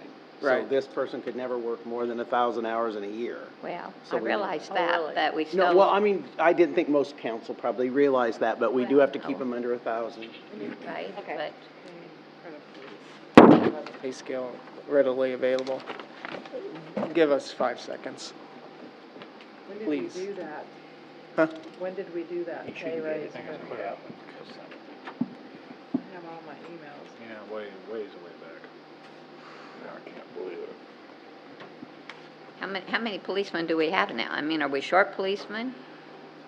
I think we're on the full-time, I don't know, I don't know if we're missing one. I think we're short a part-timer yet for some reason. For part, yeah, we're short on part-time, but I think we're full I on. think the hiring we've- of, I can't think of his name now. Escalante. Huh? Escalante. Yeah. I think he rounded out our full-time staff. But part-time, we don't have, as many as we've had before. I think it's a good idea. I personally do. Because this will, even though they're, under 1,000, hours a year, that doesn't mean that they're actually even gonna bump up against that. So, I think it's a good idea, and that's gonna help our policemen out quite a bit. It's when the little things happen and they're stuck there. Yep. Yeah. And when I worked at the hospital, there was a lot of times they were stuck there for a long time. Yeah. With a patient. Well, they're gonna be on call all the time, or what? Yeah. Who's gonna know when they gotta go to work? Who's gonna be in charge of that? Well, it wouldn't be, it'd be like a substitute teacher. You don't know when you're gonna get called in, you're just gonna get a phone call. On the extra board for the cops? I Right. see. Yeah. Originally, we were at a 10, but I think we moved them to a But then if we have enough policemen, then why do we need somebody that's on call? Because we don't need a police officer sitting at the hospital. No. Well, then are they gonna be out patrolling, or are Yes, they? they'll go back to work. And then we'll have a, part-time person sitting and babysitting at the hospital. That way the police would be loosened up to do what they're being paid to do instead of being paid their wage to babysit. And a lot of times, things like this happen, I don't know, you could drag a shift out. This way, they can, if they're 2 hours from a shift and it's gonna take 4 hours at the doctor, your officer can now go off shift at that 2 hours rather than staying over that 4 hours because they have to be there. We just need to figure a range, what range. This Is where that, they are now. where's my sheet?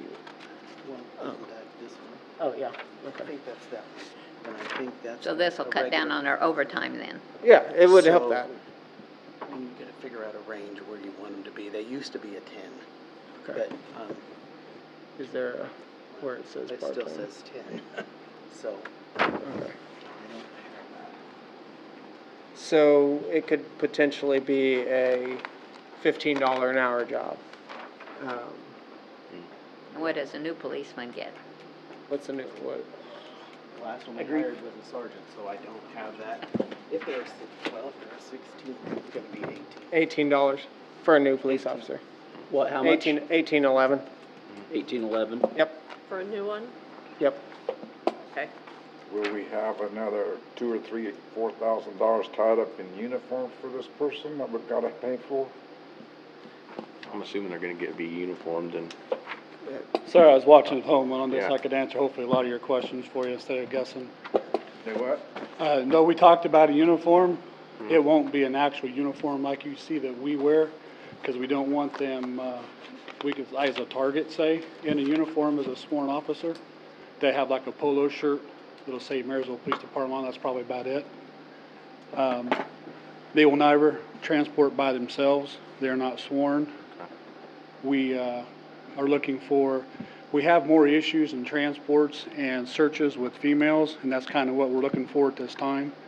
Not saying we couldn't add a male too in time, but right now we're trying to find a female that can help us search. We never search a female with only one person. We have to have two people. And they have to be obviously of the same sex. So this is what we're looking for on that. You know, if we can pay somebody $15 an hour to sit up there, and we can literally, I mean, the county just did one a few months ago. They were there for 7 days because they couldn't find a placement at a state hospital. Which means if we would get lucky enough for one of those, we're gonna tie somebody up 24 hours a day for 7 days. And if we're pulling people on overtime, you're paying them over $30 an hour. That's why we decided we need to find somebody else. We talked about this several years ago, and then finally with Kalia, it brought it back to mind again. That it's costing us a small fortune to put our badges up there.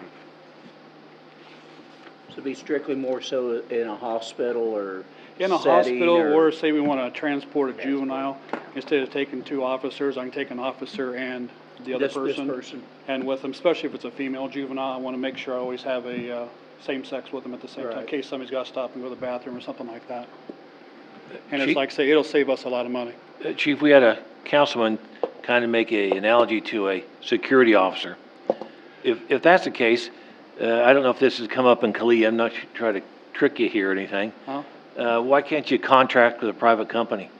Okay, for security, they will not be a security officer if, and then we're talking about security plans here, which you don't put out. That was just an analogy where you can contract with a security, Yes, private I heard contract. that. I was listening to it.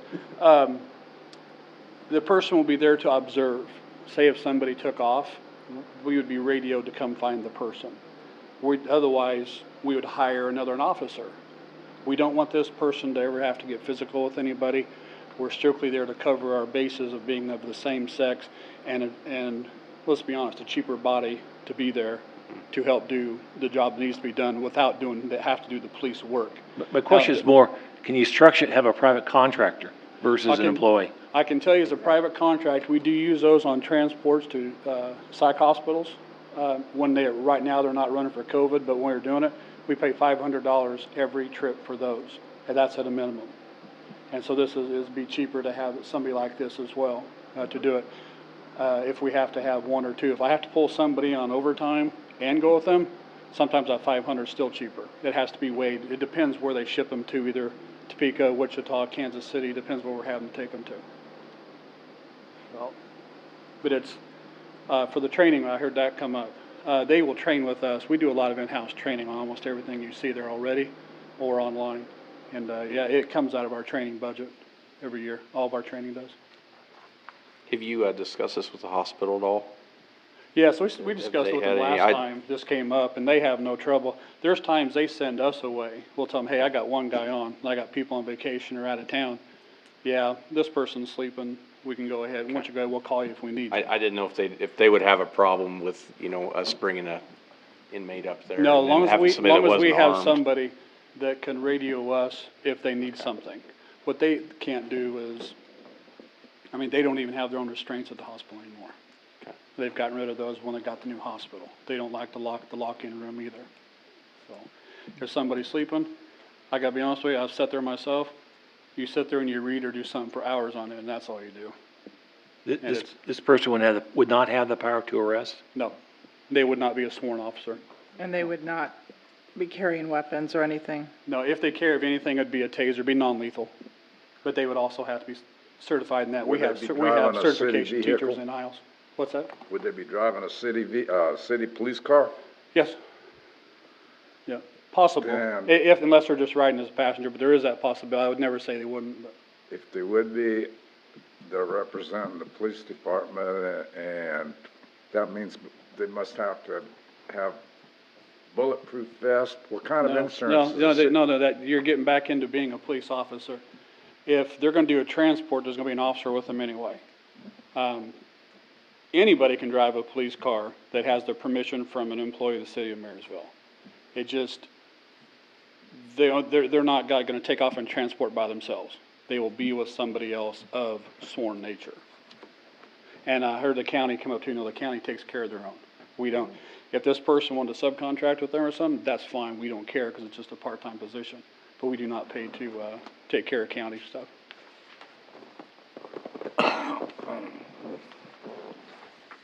I think it's a good idea, because I know from previously how many hours your guys put in just having to do this. They waste a lot of time. They really They truly, do, and it's yeah. really expensive. You know, it's nothing to spend 8 hours every time like that, and that's a minimum. Yep. So, of course, it's always on weekends too. Oh, yeah. So, any other questions I can help you with? Okay. All right, thank you. Thanks, Thank you, Todd. Thanks. Did you come up with a wage, Austin? It was, because it was 16 for, 16's a police officer's not really. This is a 10, it's 1619. If they're coming in at a 10, I but, don't know. If but he that wants- was a part-time officer, so like Yes. That was a reserve. um, So I don't know if that's where you'd bring them in at. I Even a part-time police officer is still sworn and trained and has to be certified. Okay, This so it person should be does above not. that, so it should We, be we like talked about 20. only 15 an Is that hour. what you're thinking? We weren't going up We and need off. to- So, 15 so an like, hour? 7, so 1522 would be the Okay, starting. okay. Yeah, So there's no it's- reason to go up and where the I'll write officers that are on at. your sign. 1522. 1522. Okay.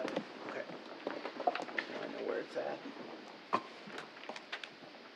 And we'll type that into the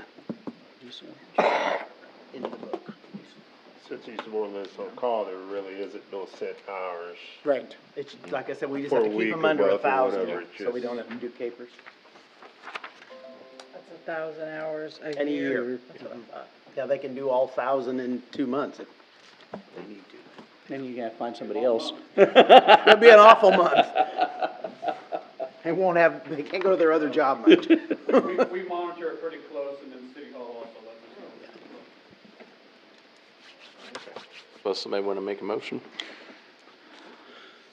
I make a motion to form the job title of police service aide at $15.22 an hour.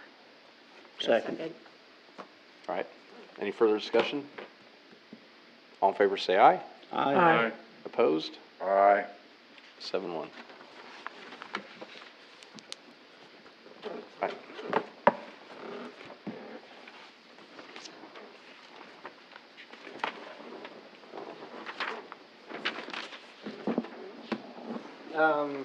Last thing I have, I put the budget workshop packet on your desk. Reminder, our workshop is on Wednesday at 6 o'clock. June 30th. And that's all I had. Is that a catered event or not? That's true. Usually the first We've workshop, changed we it. usually That's why I have don't- food. One of those big sandwiches or? Yeah, we can do whatever. We've not done afraid pizza of COVID. before and. You're not yeah. afraid of COVID. Ain't bothering me. Yeah, last year we didn't, because of COVID, we didn't have much. In the first one, we didn't, but that's up to you. If you want me to bring in food, I can bring in food. Well, how long do you think it's gonna? And typically, our You'll first be one every is. bit of 3 hours. Our first one's usually pretty long typically. I don't mind bringing my own, I just want to know, because I'm gonna be pretty hungry by 9 o'clock. Yeah, I'm not, That's what I asked. I said, because I'll eat before I come and bring my own, but I want to know. So judging from the response, I'll just plan on not having food. Okay. You're not gonna have food? Not have food. Okay. I mean, that's the response I'm getting right now, unless All the you, department heads gonna be there. no. This is, because we had all the presentations at the first one. I put what you guys told me in the budget, and that's what this is. If we had any changes, I mean, I pretty much got it around the mill levy, and I gotta talk to you about the SB 13, how the budget process has changed and all that stuff. We'll go through it, not necessarily line by line, but department by department, and go, this is what it looks like after I put everything you wanted in there. What time is it? 6 o'clock, Now, that was interesting when they talked about that at that league meeting, right. So, so. any other questions? Okay, thank you. All right, standing committee reports. When do you wanna talk about this? Just wait till admin and finance or something, probably. Anybody have anything for street? Yeah, what's progress?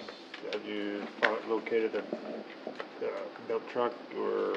There's a few I found, there was, two of them, don't look very well taken care of. They still had salt caked on their chains and it was nice and sunny out. And, Yeah, walk away from them. and then, one didn't look like it would conform to the equipment that we had, the chip spreader and all that. Still keeping an eye on it. The July 13th is when those come up for auction, or for the final day, but, still looking out for things. Okay. Yes, Terry? I noticed, barricades and stuff there on the alley there on Carolina up there. They've been open for a couple of weeks. Is there 15th, problem there? 15th in Carolina? 1202 is the lady's name that's having trouble I talked to you about the other day. 12 Behind her, there's holes dug with barricades around them. For a couple weeks. Jason, that's is that the Kansas one you Gas? got a call about? No, that doesn't have any barricades out there. Yeah, 1202 Carolina, I don't think we're doing unless, That'd be not down for the the last hill. couple weeks. And Jason was just out there. Yeah, I mean, Behind that's a Salmon's hill. house. Yeah. It'd be across the street, Okay. catty corner from where you're gonna want to demolish this guy's Oh, house so okay, he can okay. make another dump out of it. I don't know. Why there's holes They've been working on 15th in like Carolina last few days. Well, I don't know I can't remember if they were there today, but last week they were there. This is the alley right north of 1202 Carolina. There's a I don't know. I don't, holes yeah. dug We've and gotten- barricades around them. In the alley? Hmm? I don't know. Could be Probably not, Kansas I Gas. mean, we could be, I mean, it could be Kansas Gas, it could be, Okay. any of that. But not us a couple weeks ago, no, we haven't been in that alley. Okay, she was the one that was complaining I told you about, but anyway, I saw those when I went up to see that, and I thought, she said it'd been that way for 2 weeks. Huh. Yeah. 12. See if there was a locate.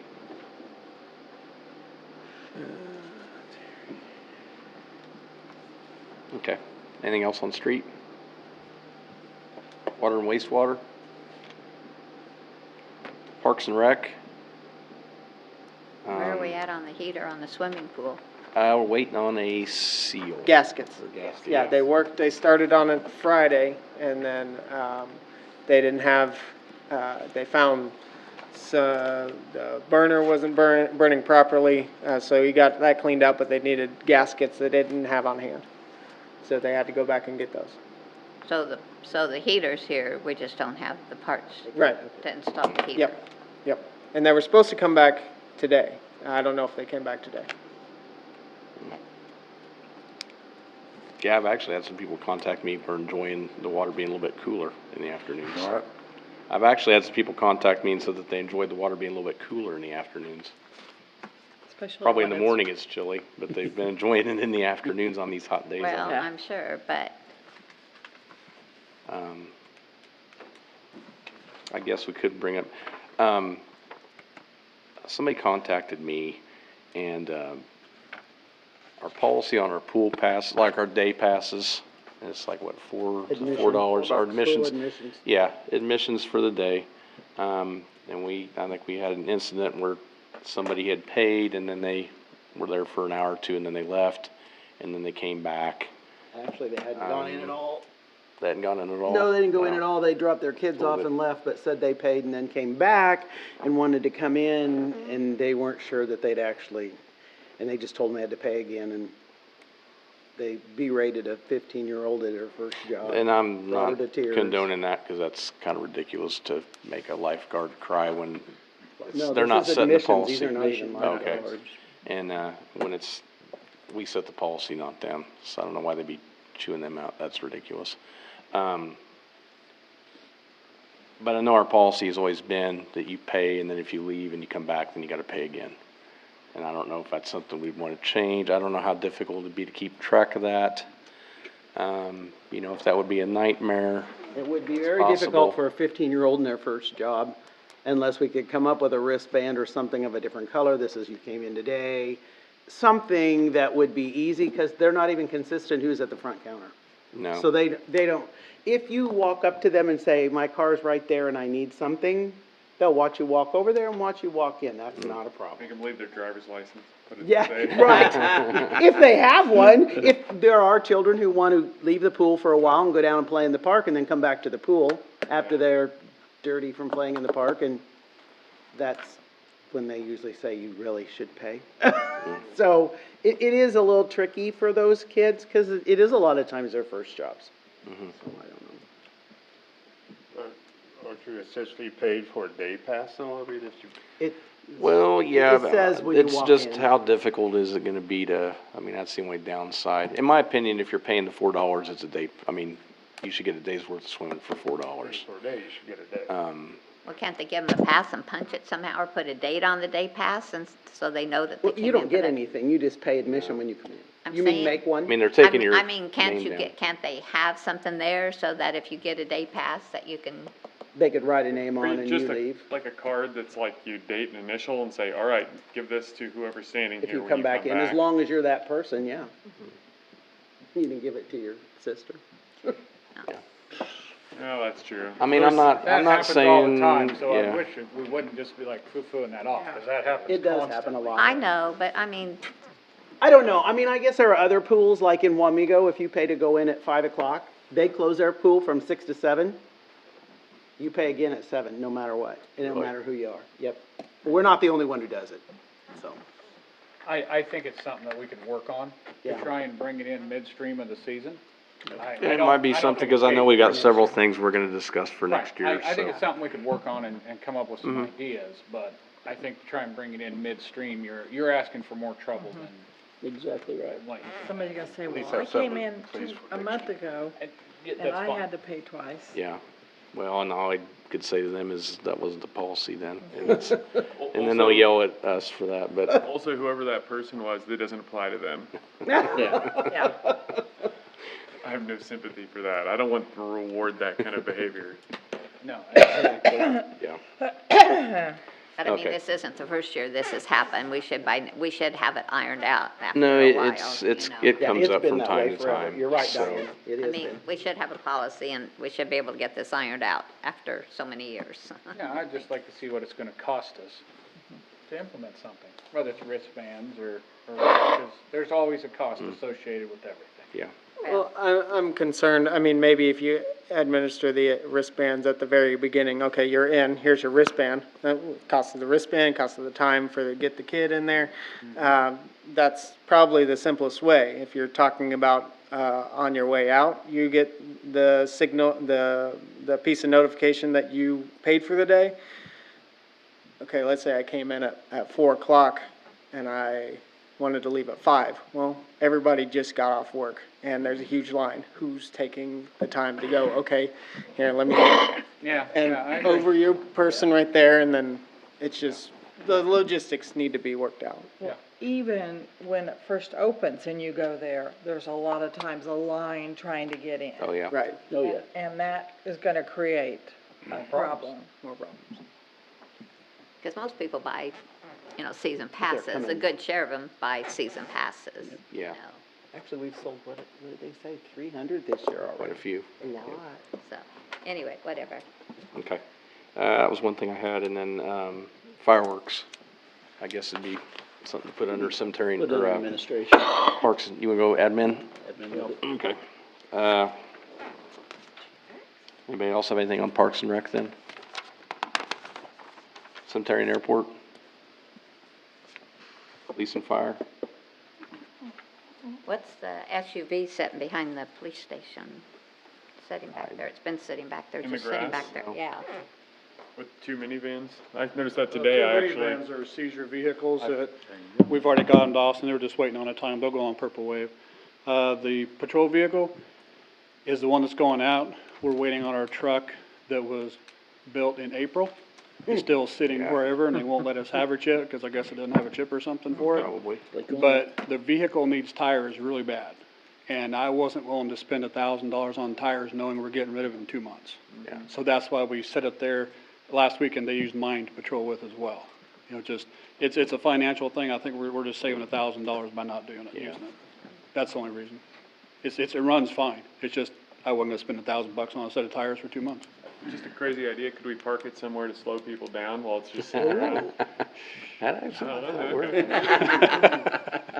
But I gotta tell you, we've had it, a truck was parked out in front of the PD. We had complaints of it, actually. Well, yeah, we We had a did. great car that you had people complain about too. Oh, yeah, I know, Yeah, I heard about I that. personally, I kinda like it. It's right there by 2 school crossings, and it Yep. keeps people slowed Absolutely. down a little bit. Can you like turn the lights on by remote from your office, you know? Might see what we can do. But anyway, that's the only reason. Okay. Anything else on police and fire? Admin finance. Have you ever thought about doing inspections on rental properties? I mean, when, Years ago, I think that they discussed it and, Discuss. It was. yeah, White I lane. think it went They down got in pretty flames. heated. Have somebody professionally Yeah. trained, and then well, it's a real, I just, okay, Austin, I mean, have we ever thought about it? I mean, we have some really bad rental properties that really should be inspected before people live in them. From what I understand, before I got here, maybe a year or so before I got here, the council did exactly that, look into that, and it got some major backlash. But usually, it's the trouble is, and this is my opinion, that it's the landlords you're not worried about that push back the hardest against it. Yes. Because they don't want the bureaucracy of dealing with it. Right. Well, And it's complicated over who gets charged and what gets inspected and when it gets inspected and what rules you're following. It's bureaucracy. They don't want the bureaucracy, but you're right. There are awful places that people are renting, maybe by dint of having no other option, and that's unfortunate. But we have Will. But if these places are so bad, why isn't Will going forward?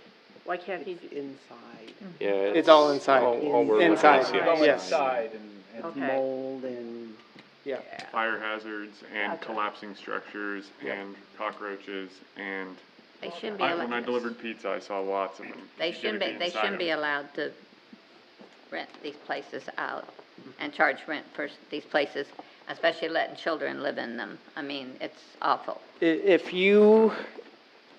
we can. Towns do it. I know, and other towns have tried and failed, not miserably. Actually, the towns I know about, they've tried it, and then even though it's funding itself, even though it's catching the bad people, the good guys do inevitably come out and go, I don't want to pay $50 to have my rental inspected every 5 years, 10 years, even though I'm doing good, I'm doing the right thing.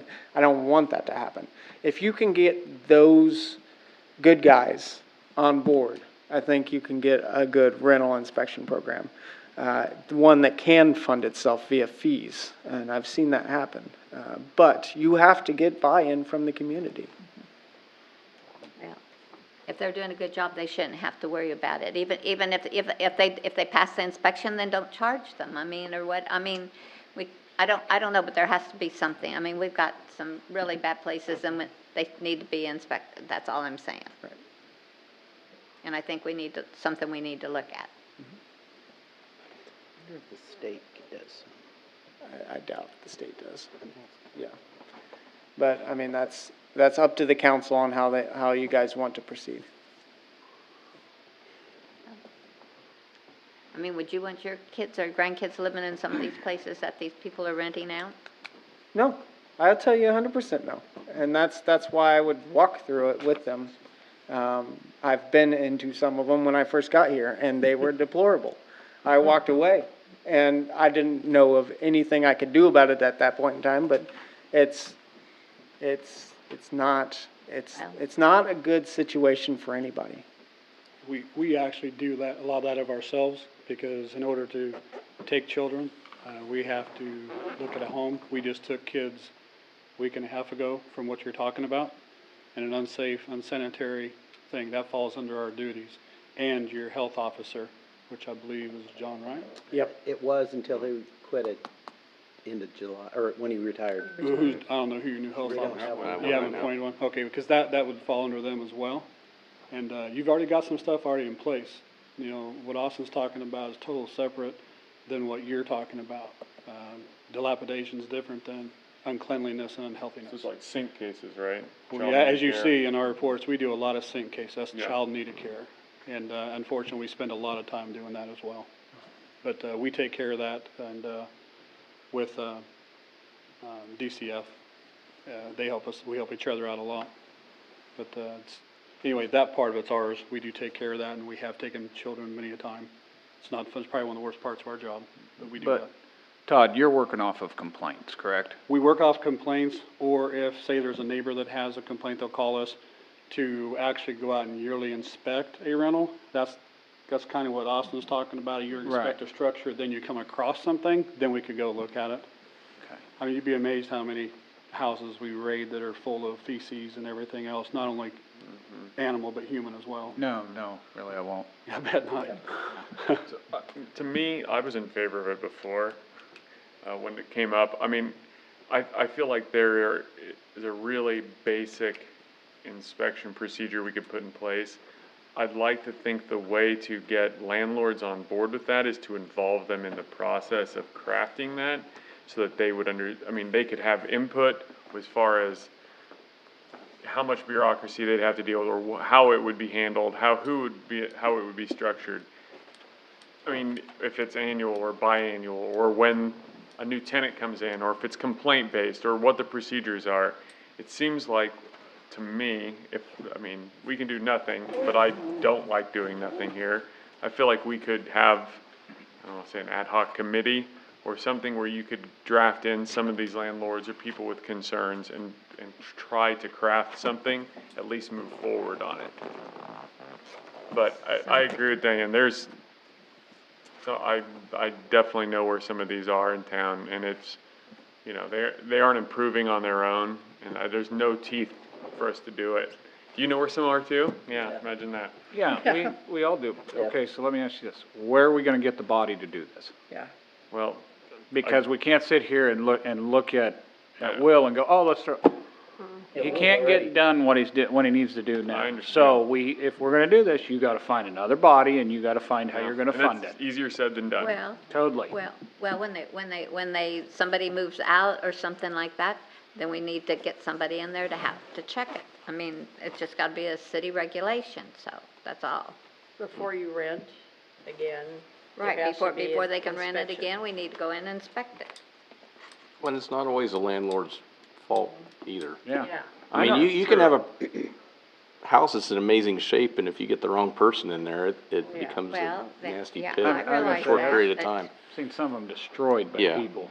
And they were decent houses and, How Yeah. will we determine when the renter changes? Water meter? No? No. There are they wouldn't several that change. keep it in their own name. It's true. How will we determine that? Well, I mean, you could determine some, just not all. we're talking. Mr. Mayor? Yes. I think back in, my prior term as So were city you here attorney, last time that they? when they were doing a new code book, for the first time, the council incorporated a minimum housing code. It is in effect, and the onus is on the city council, the governing body. So there are ways in which to enforce it. I suppose instead of going inside, in Blue Rapids, we've had access problems where the front porch is all caving in, and people are living there. What do you do if there's fire? How do you get in? So that was brought into the minimum housing code. So there is enforcement mechanisms, but it really falls back on this governing body. So I would suggest maybe review the minimum housing code. There's some latitude there. But that was the first time I ever adopted into the code book, and then I remember the discussions about the landlords too.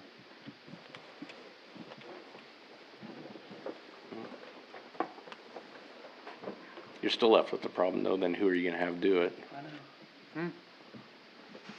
How many, so I guess a question would be how many rental turnovers are there a year in Marysville? Do we have any idea? Oh, 30 in a month. Yeah, probably quite a few.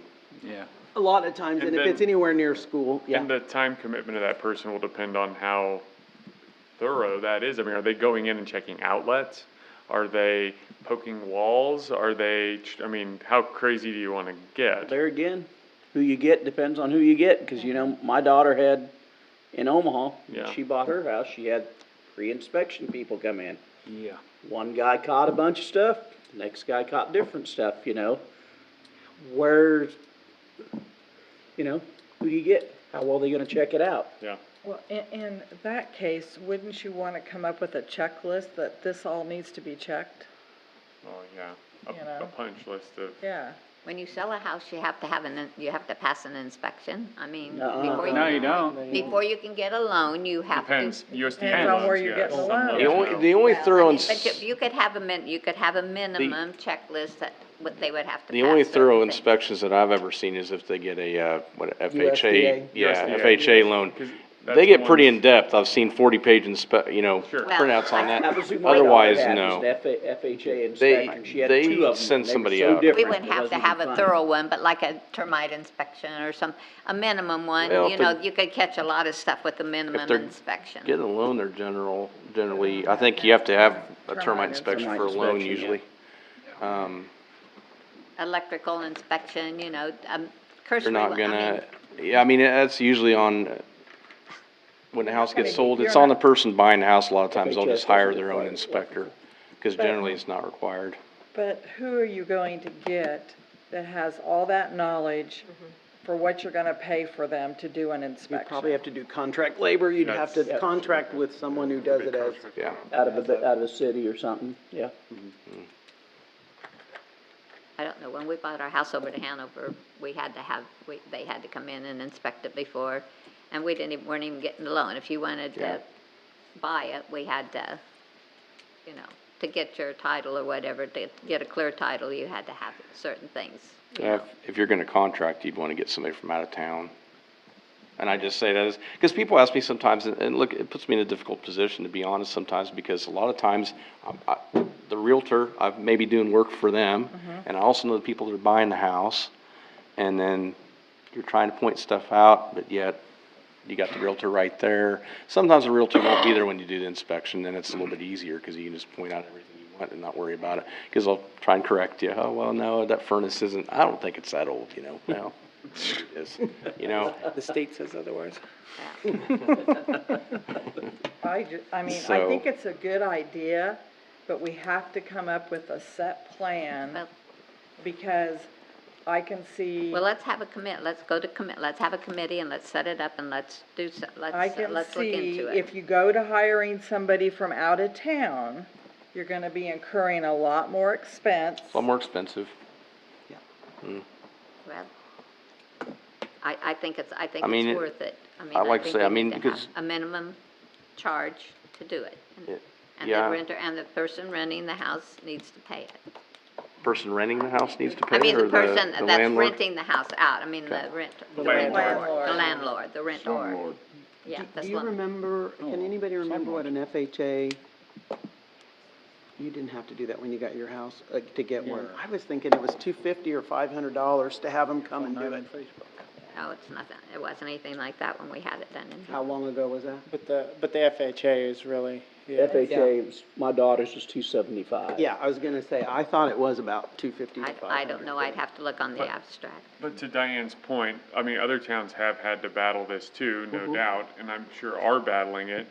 But by the same token, everybody I know who's moved to Marysville and looked around for rentals, the good ones are always booked up. And what's available, they're like, this town is awful. I mean, it really does reflect poorly on us to have so many bad rentals. And pretty much all that's available is bad rentals. When my folks moved here 10 years ago, it was horrible. The 3 houses that we found that were rentable, there was only one that was decent. And that wasn't bad. That wasn't really good, because they didn't want to buy a house. And they didn't qualify for the new housing that was out here, because that's when they moved here. Those new houses out here east of town. And it was absolutely horrible, the things that people were trying to rent. And that's a shame. Well, it's What do you guys want to, I mean, you want to kick it to committee then and have a committee discuss it, or what are you thinking? Well, I don't think it would hurt to have a committee to look into it and see what we can come up with. Which, probably admin and finance, or which one are you thinking? Create your own ad Create hoc, one? yeah, Okay. specialize it. Who Does- wants to be does on like that committee? Manhattan or anybody have a, That's the one I know that they got it, then the next council got rid of it, and I don't know if they got it back. I was just curious. Yeah. I know Lawrence went through a lot of battles on theirs, but I know they kept it, but I know it went through severe modification. I remember following that 15 years It ago. kinda gets doled down after, like, when they, After the it's sharp as a knife when it first starts, and then all of a sudden, all the landlords get wind of what's going on, and it's like, okay, we'll change it, okay, well, and then, yeah. I came across one for Fairbury. I don't know if it's still in effect, but I thought I had it with me, but there was one, Fairbury had one at one time. I don't know whether it's still in effect or not, so, but. And there's possibly some legalities behind this. No, there's obviously some legalities behind some of this. I forget if they were in connection with the rental inspection programs, but I know, I want to say either the courts or the legislature fought this out, He so. was a nuisance yeah. person at Hanover. But Philip he I didn't was. inspect rentals. Okay. I don't think so. I Who- think he was a nuisance inspector. Yeah. I thought- Who is, who would He interest, might have too. who'd be interested in being on an ad hoc committee then? I need 3 will. volunteers. Okay, Diane? Who else would want to be on Be that on one? Ward 4, so I don't think I should be on there. Looking for volunteers, you sure Yo, can. okay, Keith. Need one more. What was it? I think Bobby's got her hand up. Bobby, did you have your hand up for them? Looks like she raised it. Sure. Good job, Bobby. All right. Oh, yeah, thumbs She's up already, from over she's there. already on the, she already wants That's to an be on the attic tree girl, one. right? So do these rentals have to be inspected every time a new tenant comes in? A lot of times you'll see, if they'll get and the answer is no. It's set on a schedule. I've seen a progressive and a regressive schedule. One example, they get inspected one-off, and if they pass it, I forget if there's a gradient, like if they really passed it, they get 5 years before their next inspection. If they didn't pass it, they gotta fix everything, and I think, it gets shortened to like 2 or 3 years or something like that, the next inspection. So it gives the good guys a break, for doing the good thing, and then catches the bad guys and keeps on them. Stuff like that. It's not every time a tenant comes in and out, it's are you doing what we told you to do, and we'll check on you in so long a time. Like I say, I had one there someplace for February. I came across it, but say I don't know if it's still in effect, but it's something to start with anyway, so. Okay. All right. Do we need a motion to create that committee, or Oh, no. just consensus? You can I just think do it in the at will. I think that's you. That's on you. Your Just prerogative. Magic wand Okay, and stuff. well, we've got a committee then. Thank you. Yours. Anybody else have anything on admin and finance? Keith, you want to hit the fireworks? What? Fireworks? Fireworks. Fireworks thing? Everybody got the sheet. Well, it came from me. Okay. I mean, and we go through this every time that 4th of July, you know, I and know what it is, but I can't find it. turns out that it's on a Monday or Friday or something like that. I mean, you can't shoot them off on any other night besides the 4th at past 10. In my mind, that's a little bit too early because it doesn't get dark till like 9:30. It gives you a half an hour. And where 4th is going to be on Sunday, I would assume that a lot of people, because not everybody gets Monday off for the weekend. It's the 3-day weekend. Do you? I do this Do you? year. Oh, well, see, some people do. Wonder why you do. But in the past, they have extended the hours for, you know, like the Saturday before or the Friday before. And I didn't know if that'd be something council want to do this year or not. Just because it For falls for on legal, weekend. yeah, just because it's on a Sunday. I mean, I think a lot of people probably be having get-togethers on Saturday, I would bet. but I gotta look at the calendar. Yeah. The 5th July. is. 4th is Sunday, Second is Friday. second is Friday. second's Friday, third's Saturday. I didn't know it stopped anybody anyway. Well, it's supposed to. Last night, not so much, but, Yeah. It sounds like quite a few of them don't even wait till dark based on the amount I hear throughout the day. yeah. Those aren't the pretty sparkly ones, probably. Some of Some them are of the them are? big ones, Oh, and okay. the kids just wasting That's a them. waste. Just wasting I know. them, Yeah, yeah. it's a waste. Here, let's speed this up. That's Okay. just shoot 'em. I make a motion to extend the discharge time from 10 PM to midnight, July 2nd and July 3rd. Second. All right. Any further discussion? All in favor, say aye. Aye. All right, discuss first. Yes, Terry. This is one shot only, This is here. This is here. and this is is here. for what days are you gonna extend it? Friday and Saturday Friday was the and It motion. already is for the 4th. Friday and Saturday? Yeah, it's already on Okay. midnight on the 4th. That's fine. I just couldn't hear you. So Friday, Saturday, and Sunday, we're gonna shoot them off till Till midnight. midnight, Yeah, If they want. if they want to. Now vote. Okay. All in favor, say aye. I, Opposed? No, No. Oh, okay. 6-2. okay. All right. you my dog's freaking out anymore nights. I wanna sleep, man. Doggy Go day. to the Nobody vet. cared CBD pills. nobody cared last night for me, so at least it'll be the weekend, that's how I'm gonna look at it. They were talking on Facebook that their Valley Vet had something to use to calm your dog. Yep. Marketing thing for Yep. Thunder Vets Yeah. or something. Those don't work either. I know. Thunder I Shakes. know. The little pill does. All right. Little CBD oil. Next up, we have appointments and wage determinations. We have Bobby for tree board. Board. Woo, thanks, Yeah. Bobby. Move to approve the Second. mayor's appointment. A second? That was second. Oh, lots of seconds. Yeah, you had a lot of seconds. And you're abstaining, Bobby, I take it? God's sakes. All in favor, say aye. Aye. Opposed? No. So 7-0-1. 701. Okay. Okay. Next up, we have the city attorney with ordinance number 1891. I'll briefly introduce it. I've done it a couple of different ways, and I think Terry pointed out, it started as a charter ordinance, therefore you got a continuous charter ordinance. I'll go through why I don't think that necessarily is true. But I would point out, Mr. Mayor, for your ad hoc committee, you need a charter ordinance if we follow that type of rationale. Really? So why? I don't believe that's correct.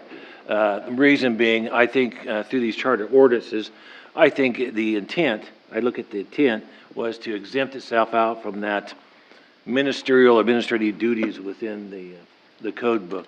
Now, I want to compare and contrast. I think it's not easy to tell. I think you're absolutely correct. It's not easy to tell. I talk to league people. It is not easy to tell.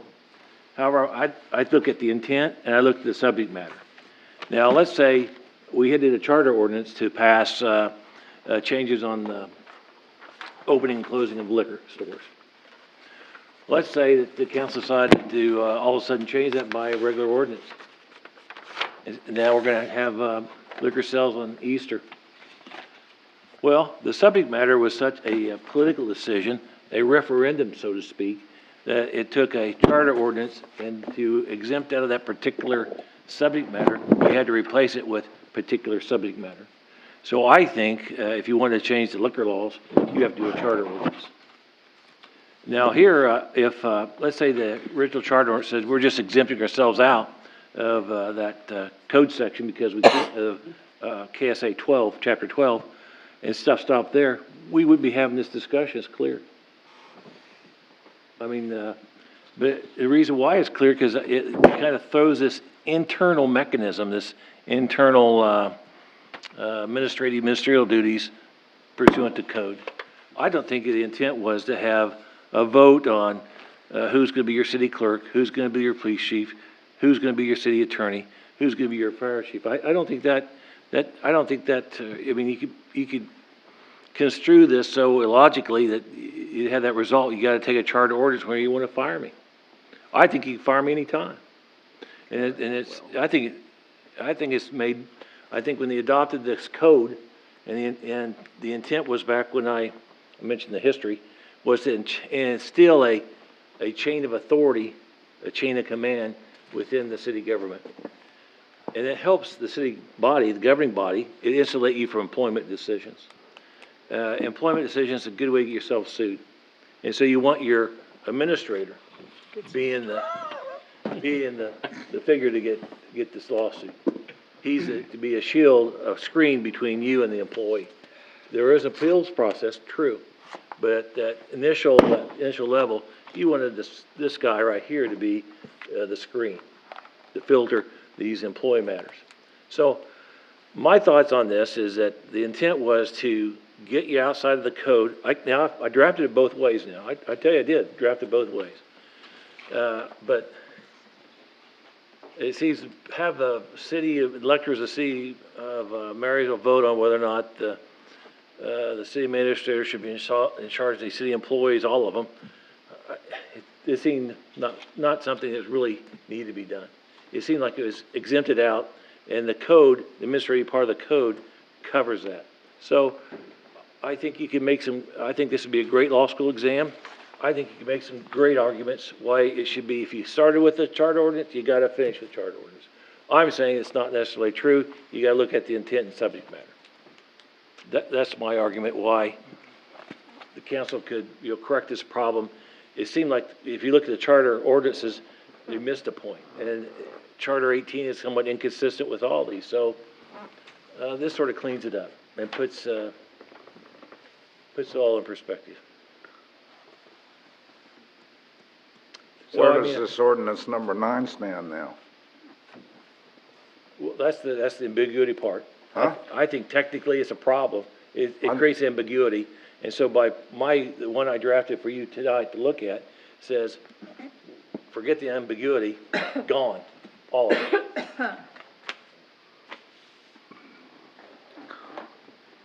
I still see there's a lot of ambiguity in both of them. Still, I mean, if we don't comply to the state deal says our ordinances are supposed to be, if you have a charter ordinance, it can't be overridden except by another charter ordinance. Is that correct or not? Once again, it depends on the subject matter intent. I think the intent of these original ordinances was to exempt the governing body out of chapter KSA 14201 ex sequitur, those type of things that regulate second-class cities. They're not uniform, so you can exempt out. And then the rules that takes it out of the statutory framework, the KSAs, puts it clearly within the police powers of the city, and so they can change it from time to time. But I hear your point. You start with a charter ordinance, you got to finish the charter ordinance. That's easy, simple. So you're basically saying that you have to have a charter ordinance to opt out, but once you've opted out, then you're kind of free to Correct. play with That's what I'm saying. what you want to. But the way it's drafted here, it was it saves space and save publication. You put it together, and so it looks like it's part of the charter ordinance. Okay. So yeah, you exempt it out. You stop right there. You're done, and you come back and pass a regular ordinance. Todd, you might, we talked at length of it. Austin, you got some thoughts about it? I mean, I could go back and draft the charter ordinance and put it up for a vote. I don't, but I doubt very much if some employee questions his authority, are they really gonna appeal to district court and argue, he's not my supervisor? I mean, I think you get laughed at. Well, I have trouble when there's so many whereases and therefores and intent. I can't see why intent should be in there. It's either one way or it's the other. There's, for you to intend it or him to intend it, and you have a different intents, it causes ambiguity. If the language is not ambiguous, ambiguous, then I think you're absolutely correct. You don't look at the intent or subject matter. Well, I'm saying there's an ambiguity here, so you look at the intent and you look at the subject matter to determine what's going on. Okay. But I agree with if it was clear, thou shalt not, and there's no way to interpret that otherwise, you don't look at the intent. No, there is no intent. Right. Intent is a made-up word. I had a little trouble trying to figure that out, but to me, this new way you got it written still causes intent, and this old ordinance 9 would be what should still be in effect. Well, I mean, it would throw out the other one so that 9 would be back in there. It would, well, 18 takes care of that, I thought. Well, but it's Well, 18, I got them mixed up here. yeah, you got the right ones, it's 18's right there. Okay. To me, it doesn't repeal that. It We takes, studied this at home forever and can't figure out. it deals with mayor's appointments. And we're talking about mayor appointments. Right. Same subject matter. So order number 9, as far as I was concerned, is still in effect, and you say it's not. No, I think the code book, has some procedures. I think it was, they opted out, and they put Right. everything in this code book. All right? I won't argue about it anymore. I think you have good points. The council says let's do charter orders, let the electors vote on it. There's nothing wrong with that, absolutely. Well,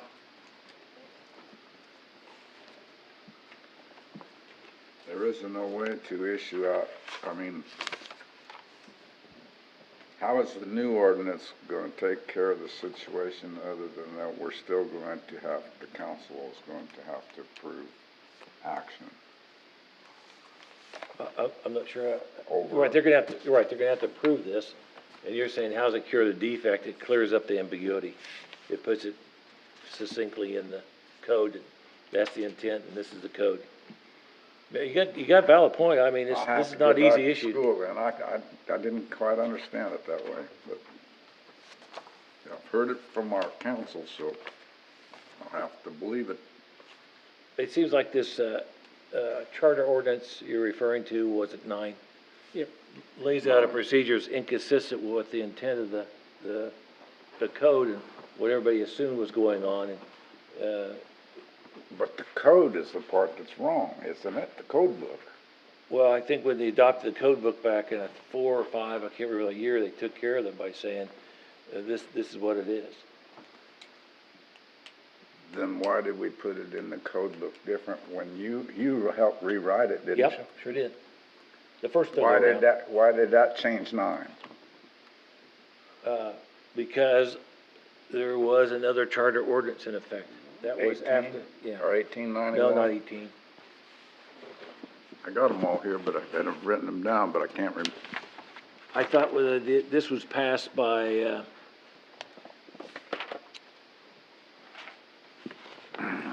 1891. yeah, 1891, I thought took care of that.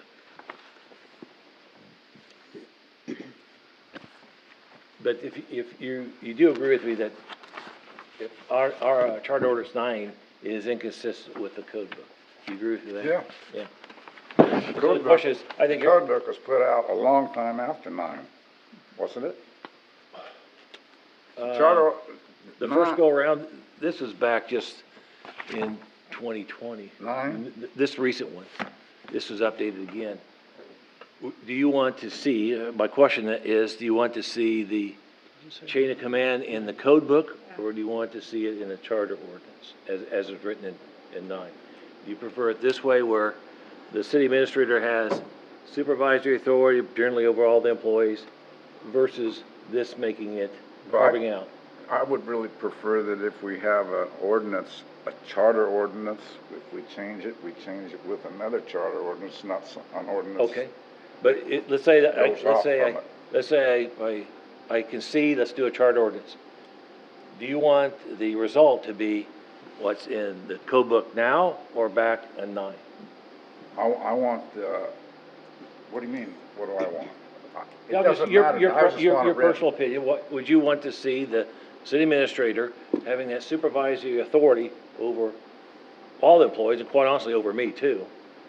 Or do you rather have it where the governing body is some of these bodies are direct reports to the governing body? Well, I believe that there should be, the governing body should be, at least 5 of the governing bodies should be the ones that control these ordinances. I don't believe that any single individual in our city should have sole authority. Over the employees, not the ordinance, the employees. Right. And that's what it's allowing to happen. This would allow the city administrator to be basically the supervisor of all the employees. There would be a chain of command. You don't direct report to the city council, you direct report to the city administrator.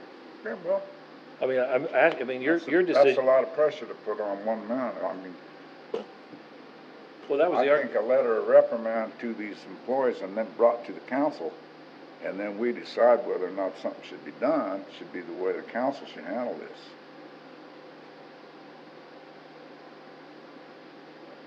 That's my own opinion, and I'm only one vote in this thing.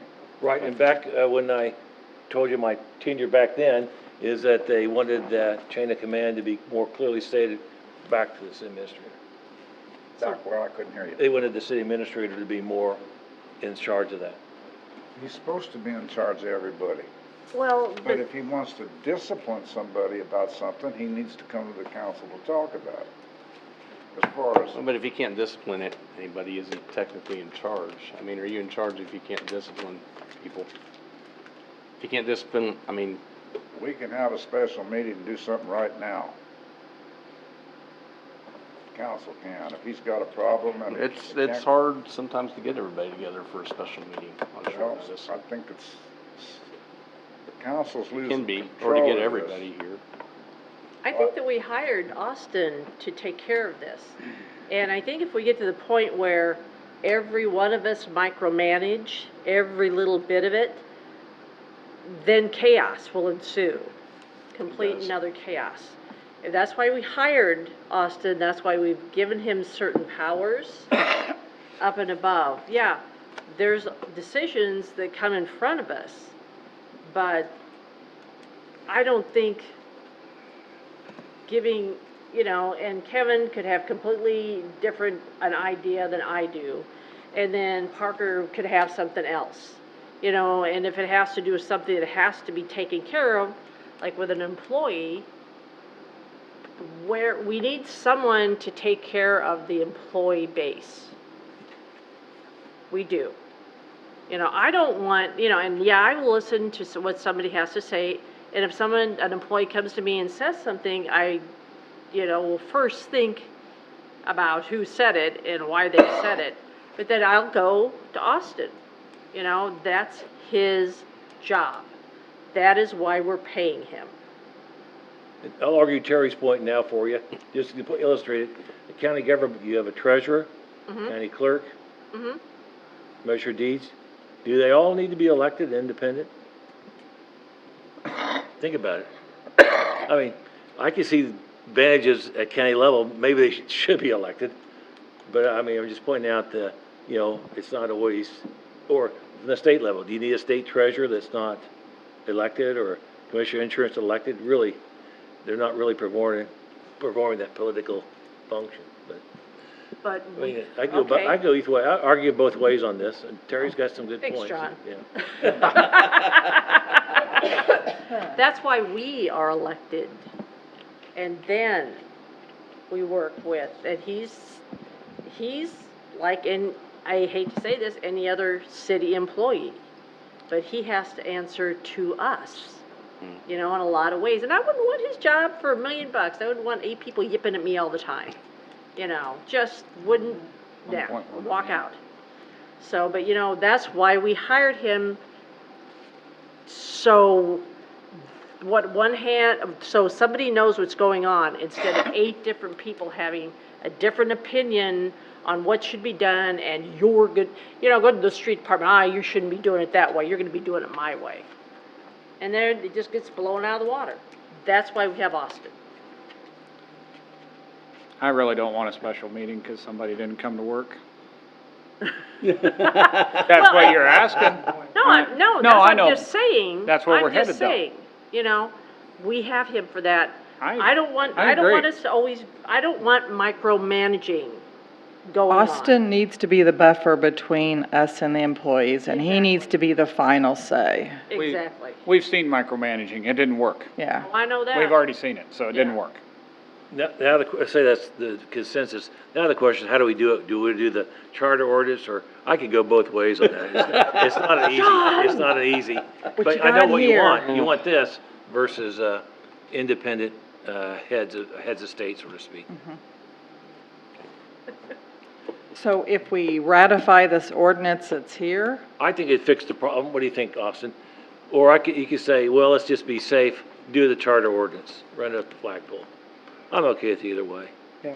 Either one takes 61 days, and publication, and this one, is a publication in the next paper. I mean, John's been working on this, he's been consulting with other legal counsel, and I mean, I trust that he's found that there's, I mean, how did you put it? Diversity of opinion on this, I mean. There's no statute that says you have to. Right. Yeah, do charter ordinance for a charter ordinance. And really, you're taking it out of the bailiwick of the statutory scheme, you want something independent. Right. So, that's where I'm coming from. Yeah. Would anybody like to make a motion to approve? I make a ordinance? motion to approve ordinance 1891. Second. All right. Is there any further discussion about it? Roll call? Hippiah, Yeah. Fry, No. Schroller, No. Hughes, No. Bikeman, So. Price, Yes. Barons, Yes. Grom. Yes. 4-4. 4. You get to vote, Jason. I get a vote? I'm gonna say yes. Okay, and then it passes. Don't have to have do you have to have 2/3 on that? I have to have 5 people. 5 people. All right. 5 majority. people Can I here. count? Yeah, Yeah, you will count in this case if we didn't have enough Yeah, councilmen if we here, didn't have 5. then yeah. we're in trouble. Then we have to go the other way. Okay, so it passes. And I'd point out, if anybody takes it to task and appeals to district court, you do a charter ordinance, fix the problem, and make it move. I mean, Okay. I put a yes by you.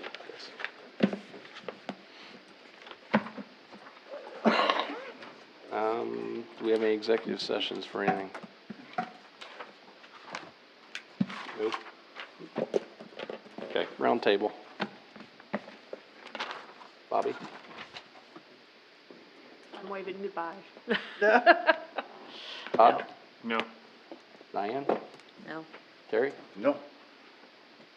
Keith? No. No? Colleen? So no, I No. was gonna spoon something up, but that's okay. No, you could, it's only 10. I know, no, that's okay, no. Kevin? Nothing, just everybody have a good 4th of July. Thanks, Kevin. I don't have anything either. The same thing. Happy 4th. it's a difficult issue. I know it is. Move to adjourn? Have a second?